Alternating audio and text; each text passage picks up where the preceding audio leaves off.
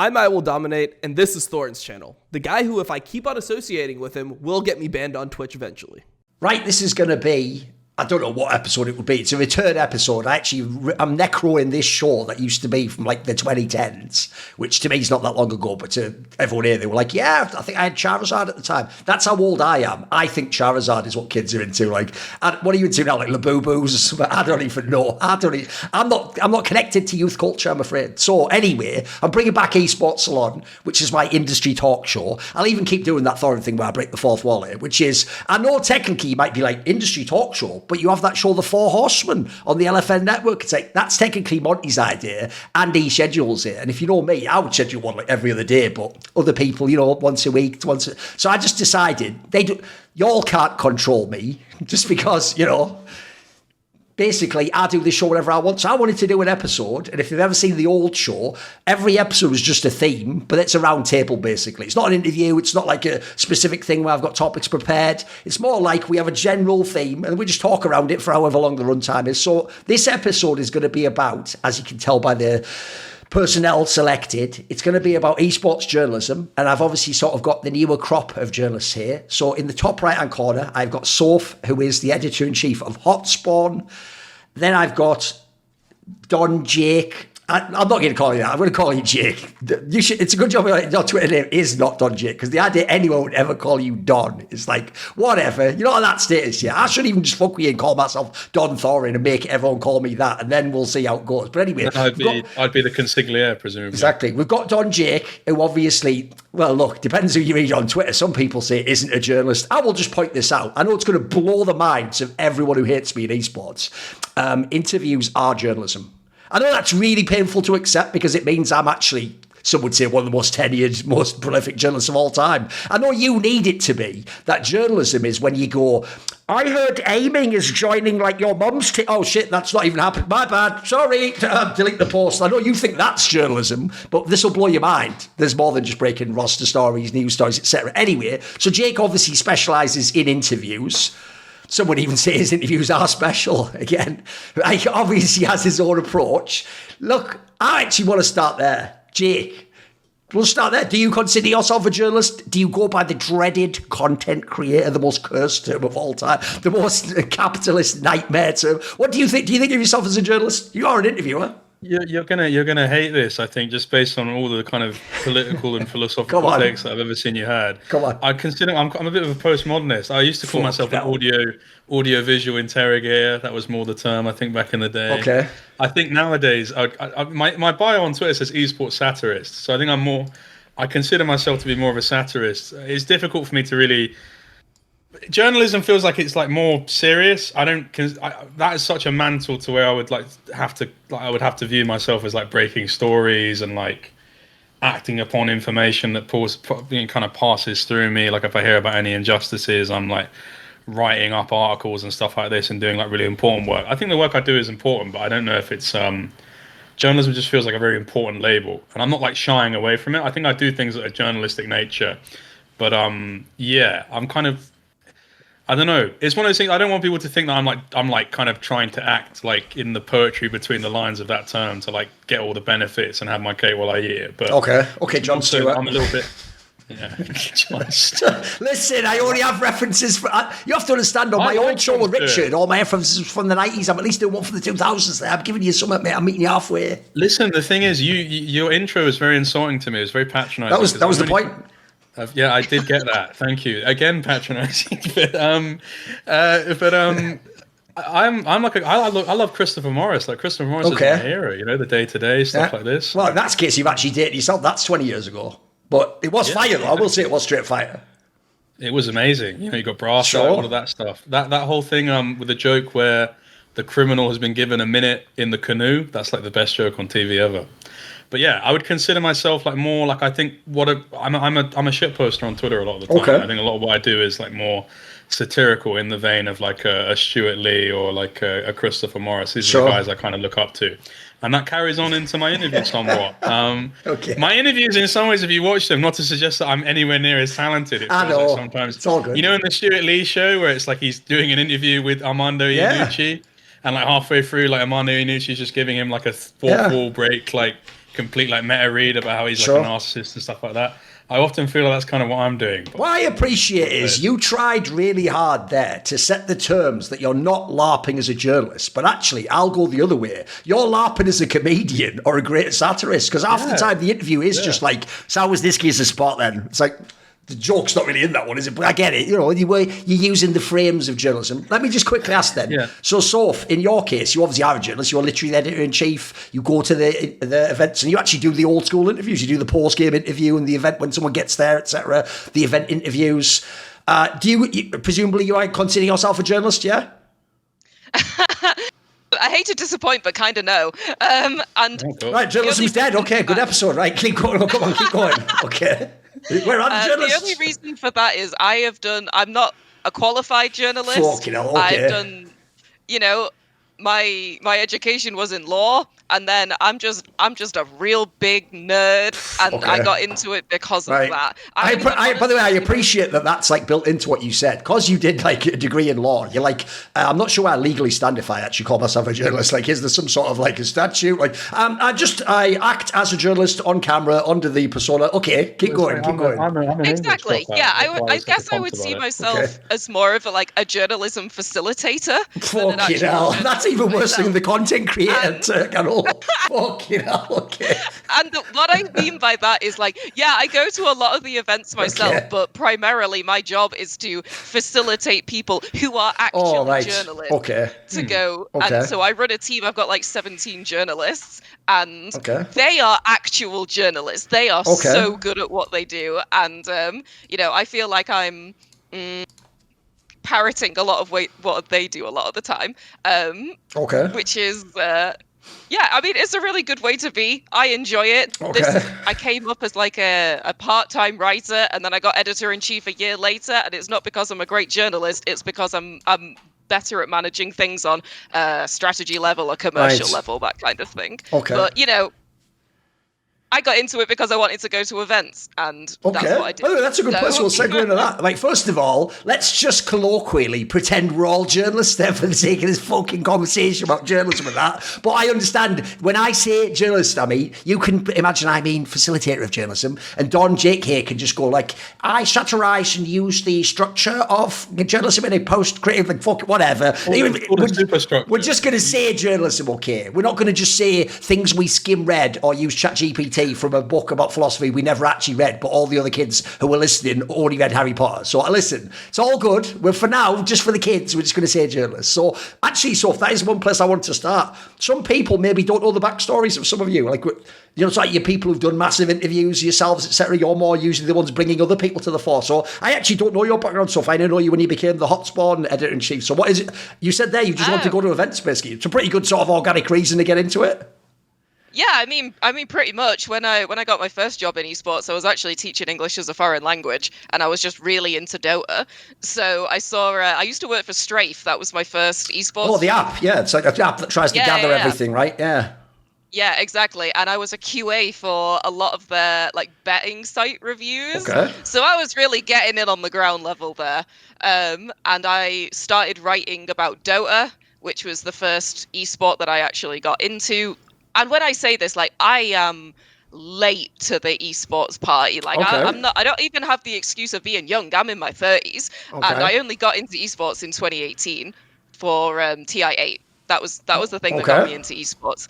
So I started working for Strafe, and then I got a job for Esports Bets, which was a very similar type of website. And then they were owned by the same company that owned esports.net. So I started working as a Counter-Strike and Fortnite features editor. Then over the course of about a year, got promoted to editor-in-chief of esports.net. Did that for a year. They didn't see the growth that they needed to. The site has really dropped off in the last year, which is, sad to say. It was the love of my life and my baby, that site. So I'm really sad to see that happen. But then an opportunity came up with Hotspawn to sort of... I mean, if you guys have been around for so long, I imagine you knew Hotspawn in 2022, 2021. And then it got bought. No one did anything with it. And then they decided, oh shit, yeah, we actually have this product and we'd like to do something with it. Brought me on, brought all my journalists on. Year later, here we are. By the way, I will say that is even no fault to you. Obviously, you just joined it, but that is even like a boomer angle that people still are trying to be like. Great news, I've bought the domain, esports.com. This is sure to get over it. Like, no one types in websites anymore, you mad fucks. We all go through algorithms. Like, listen, that sounds great. And also, spoiler, every esports domain has already had a million scammers, unfortunately, have used it as like a crypto funnel or like you click on it, it's a phishing link. So unfortunately, that's a 2000s idea. They're like, I've got esports.com.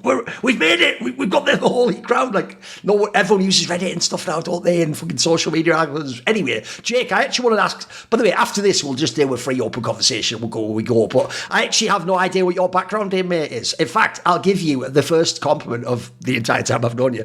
Basically, I only knew about you when you attached yourself to LS. That's even a diss. But listen, my compliments are all backhanded too. My dad compliments me the same way. No, the joke is he only knows you from when you attached to LS. He was like, oh, I think what was your mum like 25 years ago? Anyway, whatever. All right, so here's the actual compliment. LS is a lot older than he looks. You're actually one of the like few people who was in LS's circle I can actually stand. I mean, I've always said to LS, I love you, mate, but your biggest character flaw is you've got terrible taste in men. In many senses. But anyway, in friends, I mean, in that sense. So you're actually one of the ones that was tolerable, mate. So aside from that, what were you doing before that LS interview? What were you, before the what was it, the Dom interviews? I don't know anything about you before that. Well, I would like to say I'm a bit too fat for LS, so just remove any sort of connotation. He does go for a certain type, I know. Yeah, absolutely. I think I'm maybe about 80 kilograms too heavy for him, but in any case, before I interviewed LS when I was in Korea. I was there for Worlds. Dom sent me to Worlds. Shout out to Dom, basically made my career. I started doing interviews in MSI of that year, so maybe halfway through that year, and then obviously Worlds was at the end of the year. He'd watched quite a few of them. A few of them went quite viral early on. To be honest with you, when I first started doing interviews, it was because I've heard that MSI was going to be in London. I asked Dom Sacco, who famously runs Esports News UK, or used to. I think he's just moved on now. But I was quite friendly with him because I've been in and around the NLC scene. We had like a team in the NLC, and I'd kind of. Oh, you already had the team back then. I thought you'd actually done that as like a parlay from your fame. No, you already had one before. No. We had an NLC team maybe like literally just a couple months before that, because we joined in 2023. But we had like a team in the lower divs before, and then I'd casted NLC a little bit. I used to cast LFL English with like Gulborg when still, I think probably was on LEC at this time, or he was maybe like just a guest rotation or something. Yeah, but yeah, I was worked NLC, did a bit of LFL with like a lot of people that came up into LEC. So I was like Nymeria, people like this, sure, at the kind of the same time. And then I went and asked Dom Sacco if I could go and do interviews at MSI, because I was just like, well, that fucking sounds like so much fun. And he kind of was like, oh, I don't know, Jake. He's got his whole little accent. He's very he doesn't like to push the boundaries. Plays it quite safe. Bless him. I love Dom, but he basically was just like, yeah, no, it's gonna be too risky, and basically just encouraged me to apply on my own.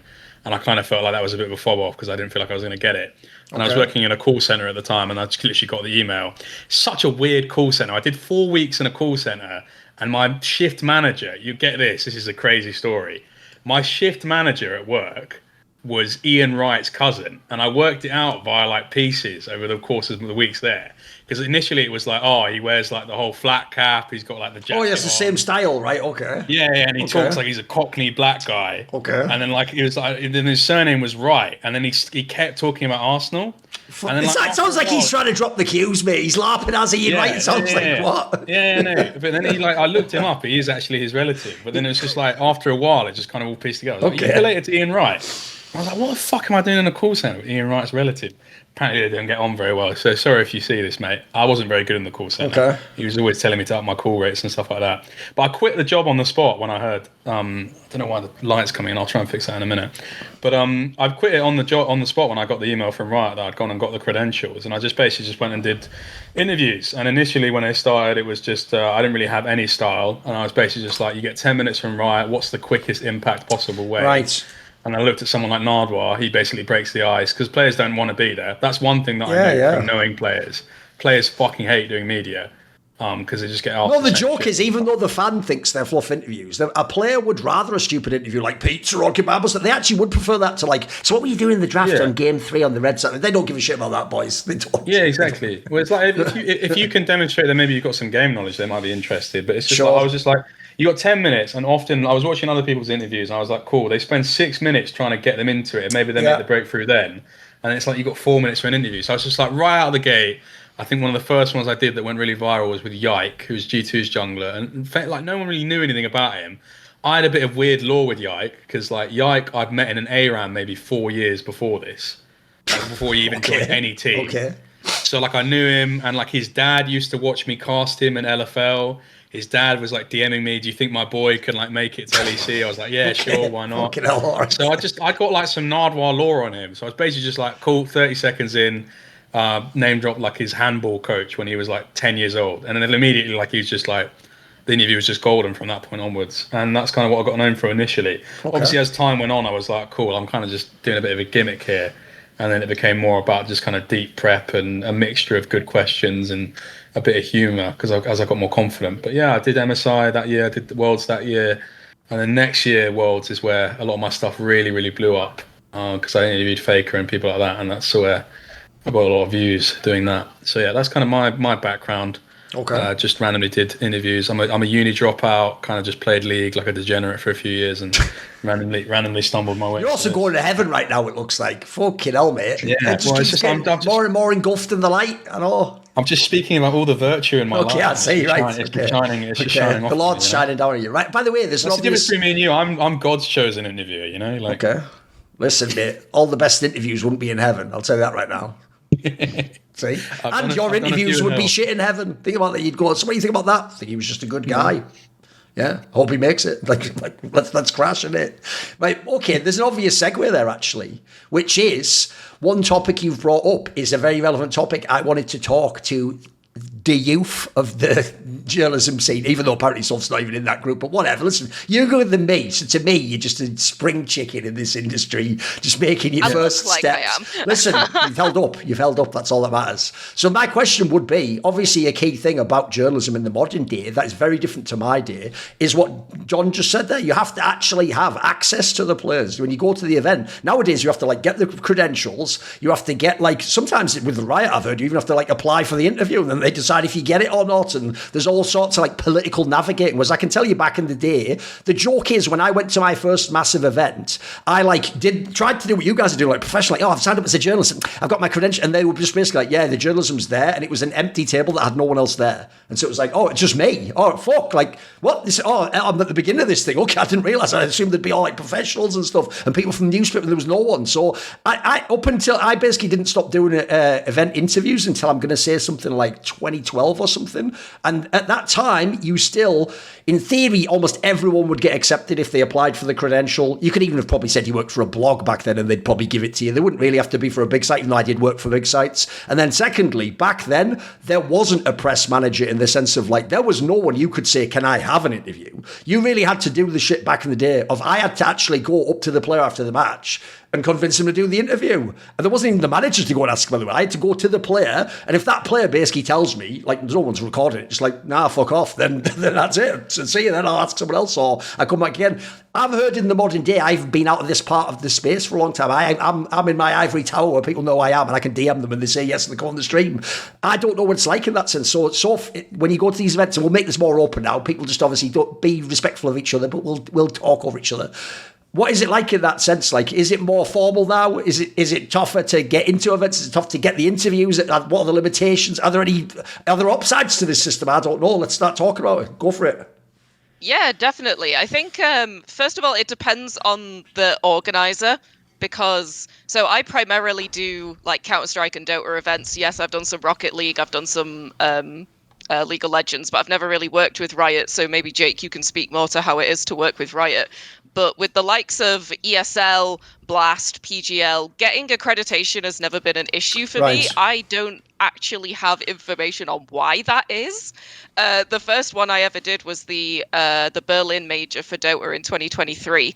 And that was just, I rocked up with like my phone. I didn't even know I was allowed to take my laptop into the venue. Like I had no idea what the fuck I was doing. But generally speaking, if I take ESL as an example, they often have a media day for IEM events. They tend not to do that for Dota, but media days are just God's. As far as I know, don't they even do the thing where they bring the players down almost like a press conference, and then they're in sort of like a mix area type thing? You can take them again, right? It's like halfway between what I was saying, right? Yeah, Blast do that particularly. Right. So then you sort of send your request to the press coordinator. I tend to be like, oh, can I have this player, or this player? Because I've also had it where they'll be like, right, you're going to interview Apex. And I'm like, right, banging, I'm prepared. And they're like, right, I've got Zywoo for you. And you're like, right. What? Sure.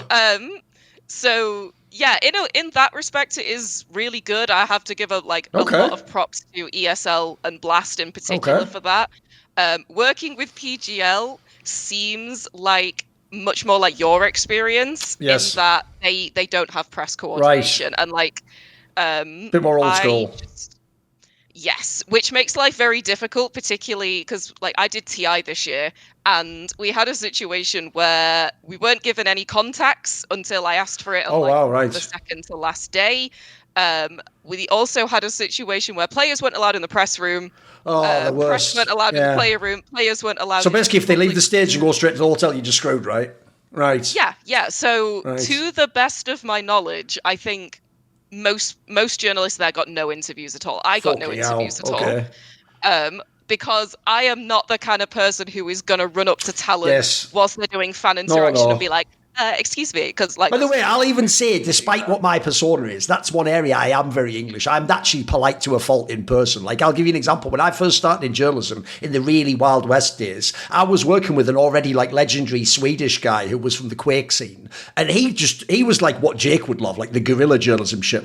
He would tell me stuff like the tournament area would be there and they'd be playing, and then there'd be a sign like no one come in and a guy there, and he'd go, it's all right, we'll walk around the corner and just go in through underneath the curtain. I'd go, what are you talking about? What if they come and get us? And he'd go, well, then they'll throw us out then, but what if we talk to the guy first? And I was always thinking holy shit, what are you talking about? But that was like the old ethos. The problem is, in that event, you'd probably have had to do that. You'd probably have to basically wait to the edge of the stage or something, or fake being a fan or something, and they're like, hey, can I interview you later at the hotel? That sounds mad. That sounds mental.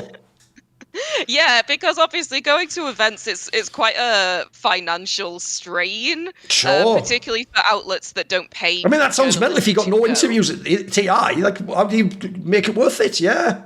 Yeah, exactly. Which is, then becomes a bigger conversation about if there's no point you going, then you're not going to go. Yes. But then there's so much more that you can do whilst you're there, socials, content, and all that kind of stuff. Yeah. But it's a bit of a balancing act, and with the very best will in the world, I would always prioritize the likes of ESL and Blast over someone like PGL, who is just going to make my life difficult. So, but as I say, I've only ever worked with Riot once. That was MSI in 2023. That was a really good press experience for me, not least because they fed us. That was banging. Yeah. I was so happy with that.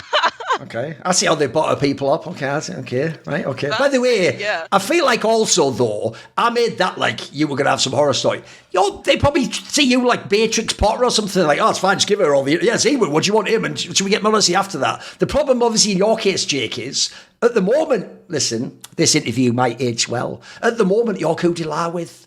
Right, it's all great. They're liking you. They're liking the vibe. You're on that early part of what I call the elastic band, where it's still getting pulled out. Listen, mate, eventually someone lets go and it smashes back. It's not good, but whatever. We've all been there, everyone. So the question is this. I know in the case of Riot, there are people that they just decide they don't like, or behind the scenes, they might maybe give you some access, but limited access, or sometimes they do just soft blacklist people. What's your experience been like in that sense? It doesn't have to be with Riot, obviously, but whoever you've been with. I actually think, to be honest with you, whenever I hear, I think there's a lot of journalists in who go to Riot events are kind of babies in regards to how much they complain, and I purely say this because I've complained a few times over not anything that's that extreme, but then I hear how some people have it in CS. And I'm like, oh, we actually have it so good. I've just had conversations with people who work in CS, and I'm like, oh, can you believe that this happens? And they're like, oh, it wouldn't even be. Well, remember, the dev doesn't control anything in CS, so unfortunately it's just the TO themselves. Yeah, absolutely. They're way more hands off. So like one thing that I've complained about before is like being like, I'd love to know like a little bit more in advance who we have for interviews, because like, sometimes we'll only know like the night before, and then they'll just go night before. We don't even fucking know sometimes until we get there. Yes. Like, it's just like if that was me, like that would just kill everything I do, because my process for an event is basically just I literally will spend maybe the 2-3 weeks leading up to it researching pretty much everyone I want to speak to, but then I obviously want to make tweaks and I want to like really fine tune it. If anything's happened in the tournament as well, like I want to adjust it. So I sort of spend that time from knowing it quite late, like maybe 8-9 p.m. I spend like 3 hours until I go to bed, and then wake up, do a little bit of extra in the morning as well. I feel like if I just turned up and I knew then it would really fuck with me. So that's like one thing. But then like, I don't know, it's one of these things where I think like Riot in terms of press coordination has had like I can't tell, and it's like I also understand how it's like you're saying, like on the one hand I'm obviously not going to fully buy into what you're saying in terms of the elastic banding. Like, I'm not going to, but I also understand that people have had positive mindset. I'll be there to pick you up. I understand that people have had bad experiences in the past, but it's a thing where like when I speak to some people, I kind of get that, but then I speak to people who've been back then and they talk about how much it's improved. And I think a lot of that is the press team they have. Like the global comms team and like every press coordinator I've ever worked with, especially for MEA, like the guy who was like helping me when I like made my come up initially, a guy called Jan, who unfortunately isn't there anymore. He was just fucking amazing. And like all the global comms people just like really just very straightforward, very like ready to like, they're not there to like baby you or anything, but like just naturally you end up learning a lot from being around them. And it's like a thing where you kind of know when you fucked up. Like it's very transparent, like when you fucked up. There are times where you can sometimes feel like, oh, I don't really know where I stand. But like for me, I've always found that's more with teams. It's like always a thing where like you kind of don't know. Yes. Like if you're not receiving interviews, maybe it's more with teams. Sure. I've not necessarily really ever felt with Riot that like I'm being like blacklisted, because I've made fuck ups, like not to go into like any extra detail, but like I've made fuck ups at events and like gotten into trouble with Riot and had like a slap on the wrist and just been pulled aside and this kind of stuff. And I've always felt like they've been super transparent in terms of like what you did wrong, and very much like letting you know what the road is like from that point on. Right. It's like at first stand this year, I did some shit that was like I was being a dick basically because of some stress pains related stuff. But then like months on from that, like apologies have been made, and like it's very clear what the road back to like. Right. So it's not just like they secretly blacklist you and you're done, right? It's not as extreme as people might imagine. No, I don't feel like that way at all, Right. to be honest with you. And like, I know, like it's, I actually think that I really enjoy the way that like the press experience works from like a Riot POV. Actually, like to be honest with you, and I'm sure we can get onto this, like my worst experience has been with other journalists. Oh, okay. And yeah, let's do it. Okay. Some like team related stuff. I mean, we'll definitely do both thoughts, and we'll talk about like, because obviously the another thing with modern day of teams is same thing. Back in the day, you just message the player, or you have to have his Facebook or Twitter or whatever. Nowadays, usually you have to go through a team manager and then they approve it and all that jazz. So there is another like gatekeeper there. But no, let's do the journalism angle, mate, because that's another thing maybe people don't understand. Right? Think about what Soph said there, where they're like, but I can bring you Ziwu. Ziwu can only be in one place at one time. And spoiler, if you go to the event in Counter-Strike and they're the best team, everyone wants the interview with Ziwu. So then the whole question becomes, who gets Ziwu? And then even though people might want to believe that the press corps is just all people who are like, we're in it together and you're doing great work and I'm doing it's a feeding frenzy. We're all trying to get the interview, and maybe you have like a little bit of camaraderie with certain people. With certain people, like let's just say we'll fuck with you and we'll try and take your spot and maybe even in this case try and get you in trouble and stuff. So where were you heading? What you choose what territory in this case you want to go into? Where are we going? I mean, yeah, I'm a journalist now, so I know I'll be diplomatic with it. So I think for me it's a thing. It's a hydra. It's got multiple heads. Where it's a thing. I felt just immediately off the bat when I did MSI stuff, and a lot of my stuff like blew up immediately. Like it wasn't like super blowing up, but from nowhere, like no views to like suddenly like one of my videos got like 30k views and it was on the front page of Reddit. Like from nowhere, obviously that's impressive, and like not to shit on anyone, but like there's only 2 interviews in the world that like were doing better than that. Sure. Like going to events, like and like every other outlet is obviously like in League especially, like they struggle for views in regards to like any video content. Yeah, of course. Like, it's really difficult because it's like it's not really like the most digestible content, and like so much of the zeitgeist has moved away from that. So immediately that kind of popped off, and I just kind of felt this like very like competitive, like it was like no one gave a fuck about me in that room until that happened, and then I had a lot of people being very, very friendly to me. But it was like in a way of like, I don't know. They resented you because you got the hits and stuff like that? Yeah, somewhat like that. I mean, I don't know. This is like a crazy story because you were at this event as well, Soph. So I mean, we must have run into each other at some point or been in the same room. But there was a rumor that was spread around. You probably took a faker interview. No, I didn't get a faker interview. It's all good. I did a Chovy interview though. There was a rumor that was spread about me at this MSI by someone in UK esports journalism that basically I had pissed off one of the Asian players when I interviewed them, and therefore that meant that no other outlet got like an LCK or LPL interview for the rest of the tournament. Okay. Which just like when I found out the absolute mug who said this, like I literally just like I fucking freaked on them, to be honest, because it was just so demonstrably untrue. Because it was like literally just pointing out to them like, hey, I did this. I only interviewed one Asian player at this tournament. They loved it. It was on this day. This is what you're saying. None of this makes any sense. And they basically just like revealed that they just completely like concocted it off of just... By the way, it is a great like pernicious lie to say, because the best part about that lie is it's not for you, it's for the other journalists. And that way, if that journalist doesn't get the interview, he can go, it's that fucking Jake guy who fucked it up. That's actually there's almost like a cunning behind it, even though it's a dog shit lie. Yeah, exactly. It was just like it got back to me, and then I was just like, well, what the fuck? Like, this is so weird. It's such a weird thing to do. So that's one aspect of it. But at that point, I was like, you know, just even in an egotistical way, like I just reacted to that, like, well, you're just completely dog shit at what you do. So I don't, you know, you're just making friends. Okay. No, but this person was, and like I was just like all the people that I was like, well, like I don't really care what you like think, and this is such a clear retaliation of you like just not being very good or displaying any talent in what you do. No offense, and hopefully none taken. If it is any consolation, I have exactly zero memory of this. Like I don't remember that. No. That's the thing. I don't. Yeah. Well, it's like I don't. It's like a thing where it's just like it just like got spread around to like a few people at least. I don't know how widespread it was, but it was just like what a stupid thing to have happen. And then just beyond that, like one of my best friends in life, Regan, who people will know from the Shy is Back video. Like he runs Ruddy with me.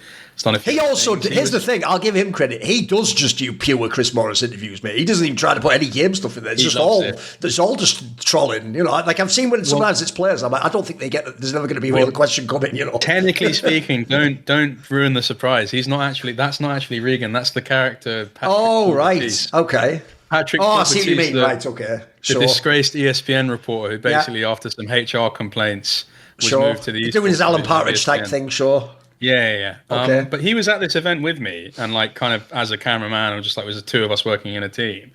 And he basically like we were like dealing with like lots of people coming up to me and being super nice to me, and he just knows me.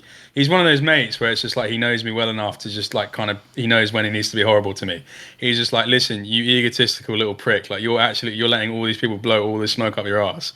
Like these people do not like you. Like these people are coming up and saying all these things to you. Okay. Were you a mark? Did you believe it? Did you think, oh, they've accepted me? Like, oh, I'm one of the guys. Did you actually buy it? To an extent, because innately in me, I mean, we have this like kind of talk all the time. Like innately within me, there's like an element of needing to be like accepted, or like needing credit and stuff. Listen, mate, anyone who appears on camera, you could argue, has that to some degree. Yeah, of course. But it's part of the job. Yeah.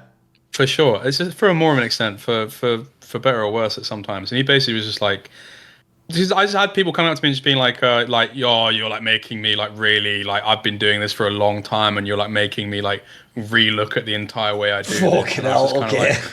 I was just like, oh, that's what a lovely thing to say. That's so nice. And then Regan was just there like, dude, like this is bad. What I love about that is if that was even someone British, by the way, that could even be one of those like classic compliments where that sounds like a compliment to you, but what they actually meant was, yeah, look at it in a totally different way. This fucking bastard's getting the interviews and I've been doing this 10 years. I'm getting nothing. That could even just be a polite way to rephrase that.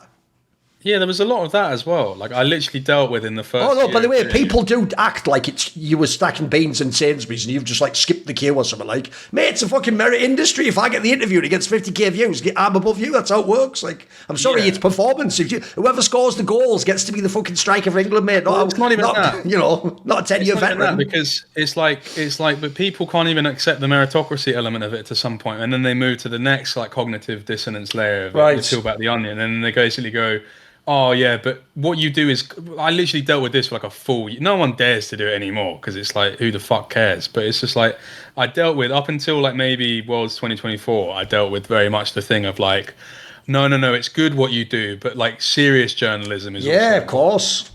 Because it's like the idea that like, just because, I was just like, listen, like, actually, like, if I hate like talking about it like this, but it's just like, I dealt with so many people undermining them. Obviously, people were enjoying them, but I dealt with so many people in the industry undermining them that I feel like I had to defend them at the time. My thing was always just like, well, listen, they are jokey interviews, but I'm also like masking, like I'm using the 2/3 of it is a real interview, mate. You're just using that as the hook, right, to get people in. Yeah, it's the Trojan horse to basically like, and to open the player up as well, you know, and make it a bit more loose. Yeah, sure.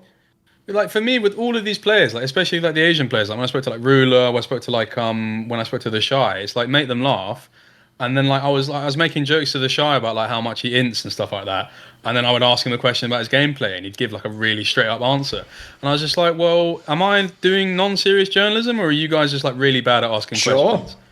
And the answer was, yeah, you guys are really fucking shit at asking questions, like, and that's why like someone like me could even exist, like. To fucking like, it's a thing now where like I feel in some ways like very deeply responsible for all of the people that like do the more jokey interviews now. Not because I invented anything. Like I've done something that's a complete copy of a lot of things like Sean Evans and Nardwar and all of this, and like we even talked about like Christopher Morris and stuff like that. Obviously, like that's not a reference available to like most people my age. But like I'm definitely the person who like showed you could do that, and then everyone like does it. You know, I mean, we can talk about like the Irene stuff at some point, but like you see lots of people like doing it in like not in the right way. My thing was just like, yes, the whole thing about like it's not serious is like I do jokes, but there's a lot of thought that goes into it. Like I do like a fuck ton of research. Like I know a lot about the subject. I'm even thinking about like, oh, I know he's going to react because I've watched tape of him. He's going to react in this way, and that's going to lead me here, and like know how to do it. Like it's just like. The fact it looks so easy is because I put a lot of work in. I'm not just like bumbling through it like an idiot. Like I'm not just like lucky to get these reactions out of players. And it felt like that's the way that like people spoke to me exclusively for the first like 2 years of doing it. Did anyone fuck with you, Soph? Do you have any friction in the press room? Not really, to be honest. Like, I think I don't know. I tend to just go for the vibe of. I have to understand the fact that there are vanishingly few women in these situations, and people disrespect me by virtue of that. Oh, right, I see. Okay. It's more a case of I've been in situations where I'm at an event with a colleague, and they will talk to my male colleague. Oh, classic. Me, sure. And then my writer has just been like, "She's the editor-in-chief. Right. I don't give a fuck." Like, right. But I wouldn't say that I've ever had like a real problem. Like to the best of my knowledge, you know, if it turns out people are talking shit about me behind my back, I have no idea, and I'm just existing in a world of fantasy. Okay. But I feel like so much of this comes down to like just being an asshole versus not being an asshole, and I choose don't be an asshole. So if people want interviews and you can't get them, it is what it is. You just got to try again the next time. I'm not into just like blaming people, pointing fingers. You know, if I can't get an interview, that's on me. And that's a reputation that I need to build. And that's difficult. Sure. It takes time. But it's up to you to take responsibility for your own access, your own attitude, the way you interact with other journalists, with players, with press. It all just comes down to you. And touch wood, I haven't had any problems so far. So, okay. As I say, I've only been going to events for like 2.5 years. So, sure. Yeah. By the way, along those lines, also another aspect that we can discuss too is when we talk about the idea of like a merit-based system, or the idea that, you know, everyone fends for themselves and you just, you know, it's networking and politics, and you have the charm to win someone over and get them into the interview. By the way, if you're a young journalist, is a skill. You don't just go, but I've got all the great questions. If you give me Who's giving you it, mate? Again, other people will get it instead. There's only so many places the interview person can go on, so many players, as we've said. It's a limited space often. There isn't like every team there like certain other tournaments back in the day. One of the obvious aspects here is the idea that, like, I obviously back in the day would have said I want a merit-based system because I grinded and figured out how to get to the top of it. So if I'm at the top of the system, well, I don't want the rules to change. They benefit me. And some of the people I don't like get wrecked by them, so I was loving it. But in the modern day, one of the things I think is interesting is Jake's talking here about the idea he did some stuff which maybe even wasn't as serious to begin with, and it blew up. So you almost like did the laugh that then became the real thing, where you become the person who can do it as a real thing, and it becomes a trend. In your case, Soph, I'll say this politely, because Hot Spawn is a revived project, and some of the people who were doing the interviews aren't themselves famous and aren't going the influencer personality route. Sadly, I've seen in certain cases, I've even told you about some interviews, I've seen you do some very good interviews with people like Zewu, but it might get very limited views. It might not get in the algorithm, it might not get to the top of Reddit. Maybe that one is a great interview, but how many people saw it? I want to know on your side, what do you think of that aspect? It sounded like when you said before about not getting the interviews, you have a pretty level-headed approach. Maybe you're not too bitter about it, but how do you handle that aspect? I mean, the joke is Jake in that some sense is suffering from success. He's trying to figure out, what do I do now that all these people are watching? In your case, what do you do when not that many people watch, or it's a grind to get something to blow up in the algorithm? Yeah. I mean, I think that's the case for virtually everything. It's a lot of people now. Yeah. I think particularly because with the way that I'm sort of trying to build Hotspawn is I primarily hire people because they are incredibly passionate about what they do. I don't necessarily hire people because I'm like, you're the best journalist. I would hire somebody because I'm like, you clearly love this. You love this like I love this. And I want to give people that opportunity to become that. And, you know, I don't ever want to say that the success that other people has comes from luck, because I think that's a cop-out. But to a certain extent, it does. You know, I've done one interview with Zaiwu at IEM Katowice, went fucking nowhere. Did another one with him at Blast Lisbon, did pretty well. And it's like, what is the balance here? Because you have to go through such a process of, yes, I've got this interview, right, now I need to prepare an article for it, now I need to make the YouTube video, now I need to cut it down for TikTok and all these sorts of things. And the question is, what is the way of spreading the interview that is going to bring the most value to ultimately Hotspawn as a website, because that's the money maker. Yeah, of course. And that's the trouble. And I think so much of our success as well has come down to Reddit. And I hate to say it, but it's the best way for pushing out article interviews that have got like YouTube videos embedded into them. And realistically, if I am in a situation where the interview that I've got is going absolutely nowhere, there's not that much I can do about it.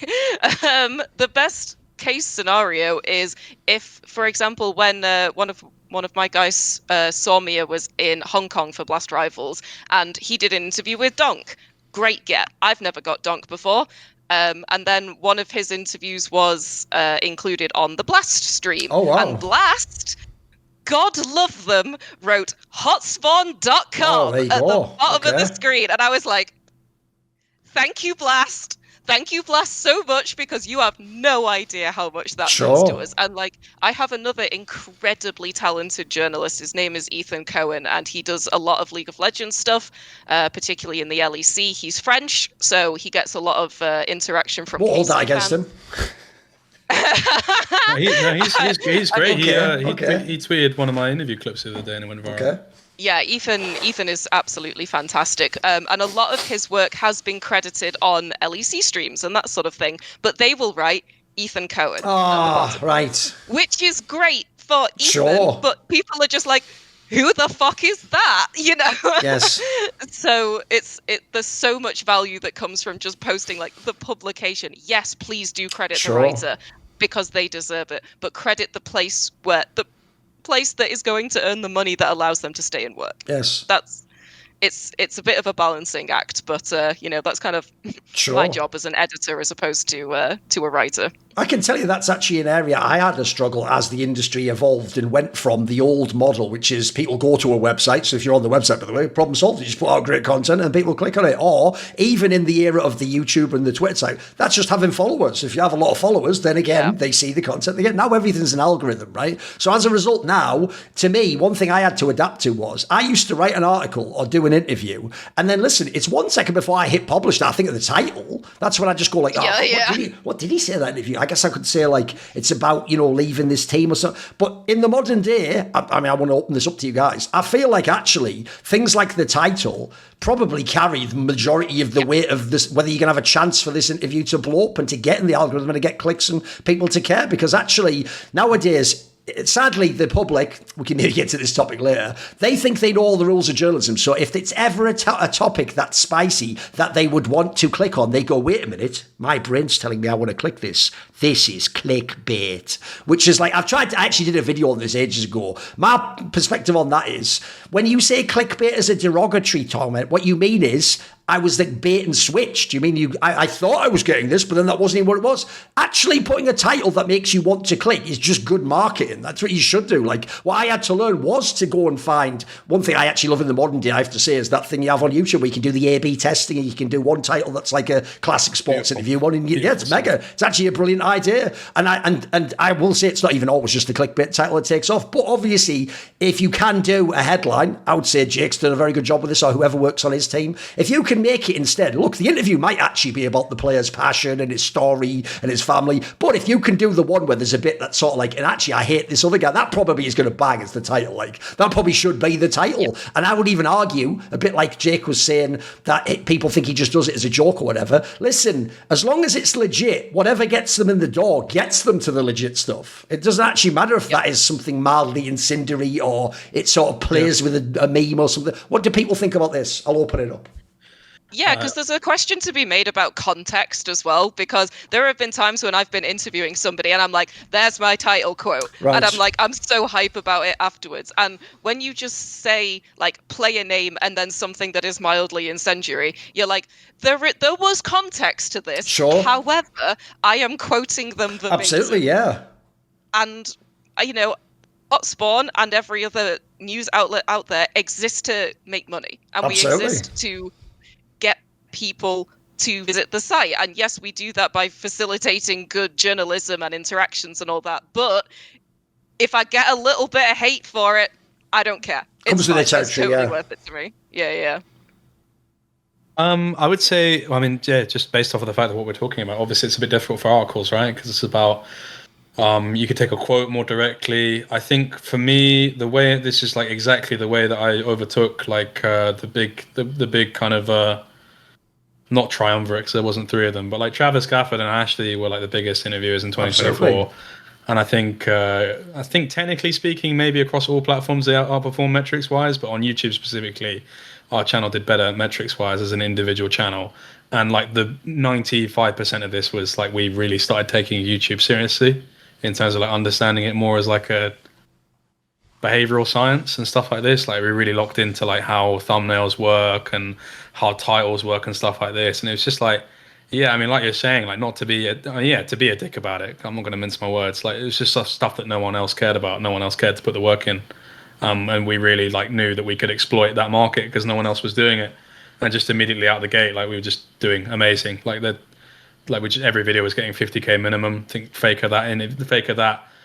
Is that the one that got 200k? There's one that has like a mad one, right? Yeah, it's like 250, 260. I think it sits on around 290 right now. It's about to flip over to 300 a year on. And 300k in 2024 for a league interview is like, I don't know, 3 million like fucking 10 years ago. Not that much, but it's definitely a lot more. Yeah, obviously you're trying to be like polite. Put it this way, if Soph got a 300k view interview, she'd be like, that'd be like a fucking year made, mate.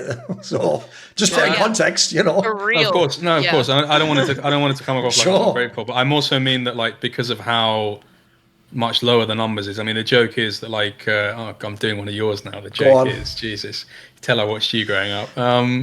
The thing is that back then, like you could just kind of just make anything and it would just get so many views. Yes. Like even for just content in general. Like, here's like a dumb, dank edit I made of a Lee Sin montage. Oh, have your 800k views, have your 1.2 million views. It's crazy. But like, yeah, for me to get 300k views on that, I was just like, cool, we're actually like, but one thing you're getting into is also the scale has changed. That's another thing that evolves. Like, even with the algos now, it feels like, it sounds harsh, but like 50k is the new 200k, mate. Like, I don't know that anyone's going to be getting 200k on an interview now, mate. It doesn't matter what their title is. No, it's difficult for sure. Like, I mean, I think the most viewed one we've had, because I'm doing a series of off-season interviews. I think the most we've got is 70k on a Nemesis one, which is mega, by the way, for the one day. That scale is mega. Yeah, absolutely. Yeah, it's crazy, and like, you consider the fact that that's like a 3-hour interview as well. Like, it's, you know, money on that video, fortunately, but obviously YouTube add every 5 minutes. That well. Yeah, you know, you got to do it all yourself, mate. Yeah. But yeah, like, we just started taking YouTube really seriously because it was something that no one else did. So it's just a whole different skill set and a whole different thing to like writing articles, I think, where it's just like, I was just basically like, at that point, I was like, cool. I'll work on my game and try and get as sharp as I can, but I also need to be making sure that like we're really zoning in on titles. And actually, like, the weirdest person who helped with this, like, this is such a far shout, is Max Waldo is the guy. Fucking hell, okay. The old Max guy Waldo, from TSM and all that shit, or whatever. Yeah, no, he was the head coach of C9, and C9, there you go. Yes. He went off and did a few different jobs, and he now works in like the YouTube consultancy space, like working with. Thing is, he doesn't strike me as someone who's into that. He's a super nerd. So what angle did he help you with in titles and stuff? How does that work? He basically just taught me, like, he basically was like talking to me about the kind of stuff he was doing, and like he was talking to me about it, and I would kind of get it immediately, because it's like stuff that's like. My dad's a documentary editor for a bit of lore about me. My dad like works on like Panorama and like documentaries on like Syria, current affairs, stuff like this. So I like grew up in an edit suite. So like I kind of, in terms of visual language and editing, I've always kind of understood it from a young age. It's kind of like, I always joke that like instead of learning like German or French, that's kind of what I was learning when I was like a young kid. Because he would just take me to work with him every single day, and I would just watch a Avid suite all day, and he'd like be like, "Look at that, Jake. What does that mean?" So yeah, I learned a lot doing that. But yeah, he would just basically like, Max would like just be talking to me about these concepts and like kind of like babying me through them, and I would just be like, "Well, isn't it just like that?" And then he'd be like, "Oh, how do you know all of this? This is like really weird." And then he basically just, for complete free, because he wanted to build up a portfolio, because he was still doing client stuff. Just over that course of Worlds, just consulted on our YouTube channel, basically optimized titles, helped me with thumbnails, titles. Those are the main two things really. And just like editing stuff, he's giving like notes to my editor, and just kind of like through him, I just like learned a load of like little nifty YouTube tricks that I still use to this day. So yeah, that was really like the big thing for us in 2024, and why we did better than everyone else. By the way, another thing that this gets into, obviously, with the idea of what is the title, often we're asking questions like, what's the tone going to be? How far am I going to push it? Because I agree with Soph, actually. I don't have a problem ever with a quote, as long as that is the real quote. And don't miss me, the people who don't know journalism, who go, but he said more afterwards, listen, that's an interview, you idiot. It's the whole interview, can't be in the title. But my problem goes here. You can't do the quote if there was like a comma and then the bit after the quote changed what they said. You know what I mean? Like, if the quote was, I sort of hate that guy, comma, but then again, who the fuck am I? And actually, in some ways, I have a lot to learn from him. Like, that's different from I hate the guy as a headline. You know what I mean? Like, that's the difference of where I would maybe have like the grey line of, have you clickbaited it? Have you tried to change the context? Because my take is a bit like what Soph said. If the player said it, he meant it, he looked me in the eye and he didn't ask to retract it, then I can absolutely use that as my fucking headline, mate. You said it, listen, that's the beauty of our thing. Also, I actually have a very weird thing people might be surprised by, which is, to a fault, sadly, I actually do that thing where, even though technically, if there's any pro player listening, the second I finish the interview, mate, it's my interview. You agreed to it. I know we don't have a waiver like a documentary, but you did agree to do it, and you are in the press area. But if a player really does come to me afterwards and go, look, I'd rather you took that out, I will actually just take it out and delete it, even if it was fire, unfortunately. Yeah, absolutely. People might not think it. They all think we just want the hits and stuff, but I will do that, I have to say it. But I do think this idea of tone is interesting, because actually, Jake, one thing I will say for you is, I obviously disagree. As I said, I've seen the interviews. It's certainly not the case you're only doing jokes. I think you're even underselling it by referencing Nardwuar, because I hate Nardwuar interviews, because it is only jokes and irreverence. Like, he almost never really gets like a real thing, because his whole thing is you never get past the character. It is a character. But one thing I would ask in your case is, I think most of your titles are fine. In fact, I actually think it's a good angle to get them in. As you say, you're even doing fun things with the Asian players when they've never been asked. Like, the joke is, If in CS, by the way, the Shy would have been asked every game, why did you int? In League, we have to pretend he doesn't do it. We have to just pretend he's having a great game and he's lived his whole life probably never being asked. That's even a clever angle. But I'll give you an example of where I want to know, where is the line for everyone here? Because I'll give you an example, Jake, of one area I do think, believe it or not, it's very rare. I'm a sort of a free speech guy. I know exactly. I think there's one interview you did where I got nervous as fuck when I saw this interview. It was the interview you did with Warner. Albania one, because, bro, you got a player who I guarantee you there is zero chance owner from fucking T1 from South Korea knows anything about Balkan politics. And you got him to not only meme that he is Albanian, you got him to do the fucking hand sign. Now, luckily, it's pretty unlikely, mate, we're going to have the event in Serbia, Bosnia, Kosovo. We're probably not going to be going there, mate. So he probably will never live in his entire life and have any consequence. But I'm just thinking to myself, like, mate, all you need is that one nutter. Like, that one made me nervous. You know what I mean, Jake? Yeah, that one made me nervous. It made me nervous that you talked about it because you're like the only one in the world that kind of picked. No one noticed that. I noticed that all, but whatever. Yeah, but the thing was with that was that he does. It wasn't like I asked him to do the hand symbol out of nowhere. Like it is his like celebration that he was doing. True. And I was like, oh, cool, interesting that he does like the Albania thing. And there's obviously the whole like speed meme, like the video it plays in the edit where like speed says the whole Albania thing. So yeah, that one was a little bit. It's a little bit dangerous, but it's like on the line and. Yeah, that one's a little bit borderline. That's probably the most borderline I've ever been, like, that's been released. I've been, like, told off for things before.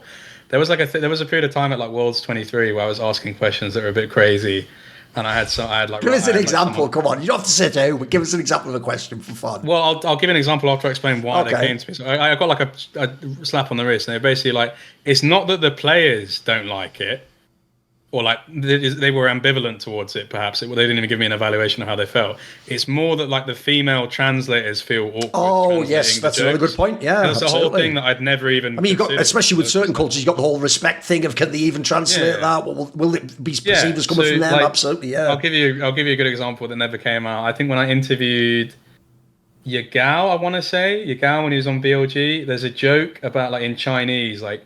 Pick corky like translates to like wanking or something. It's like a weird thing. So like he was like he would like perma pick corky and like this, you know, when they did like the 1v1 things for like draft selection or something, or like there was some sort of like 8-round tournament. He would always pick them. So I was like basically just letting him know that I like knew what the joke was. And like asking him about it, and then like they obviously like they told me off for that. They were like, you can't make translators like make jokes like that. It like puts them in an awkward position. So then from that point I just got better at like. I don't know, a bit more like subtle euphemism and stuff like that. Listen, you know me, Jake. I'm not the guy who'd ever report anyone to HR.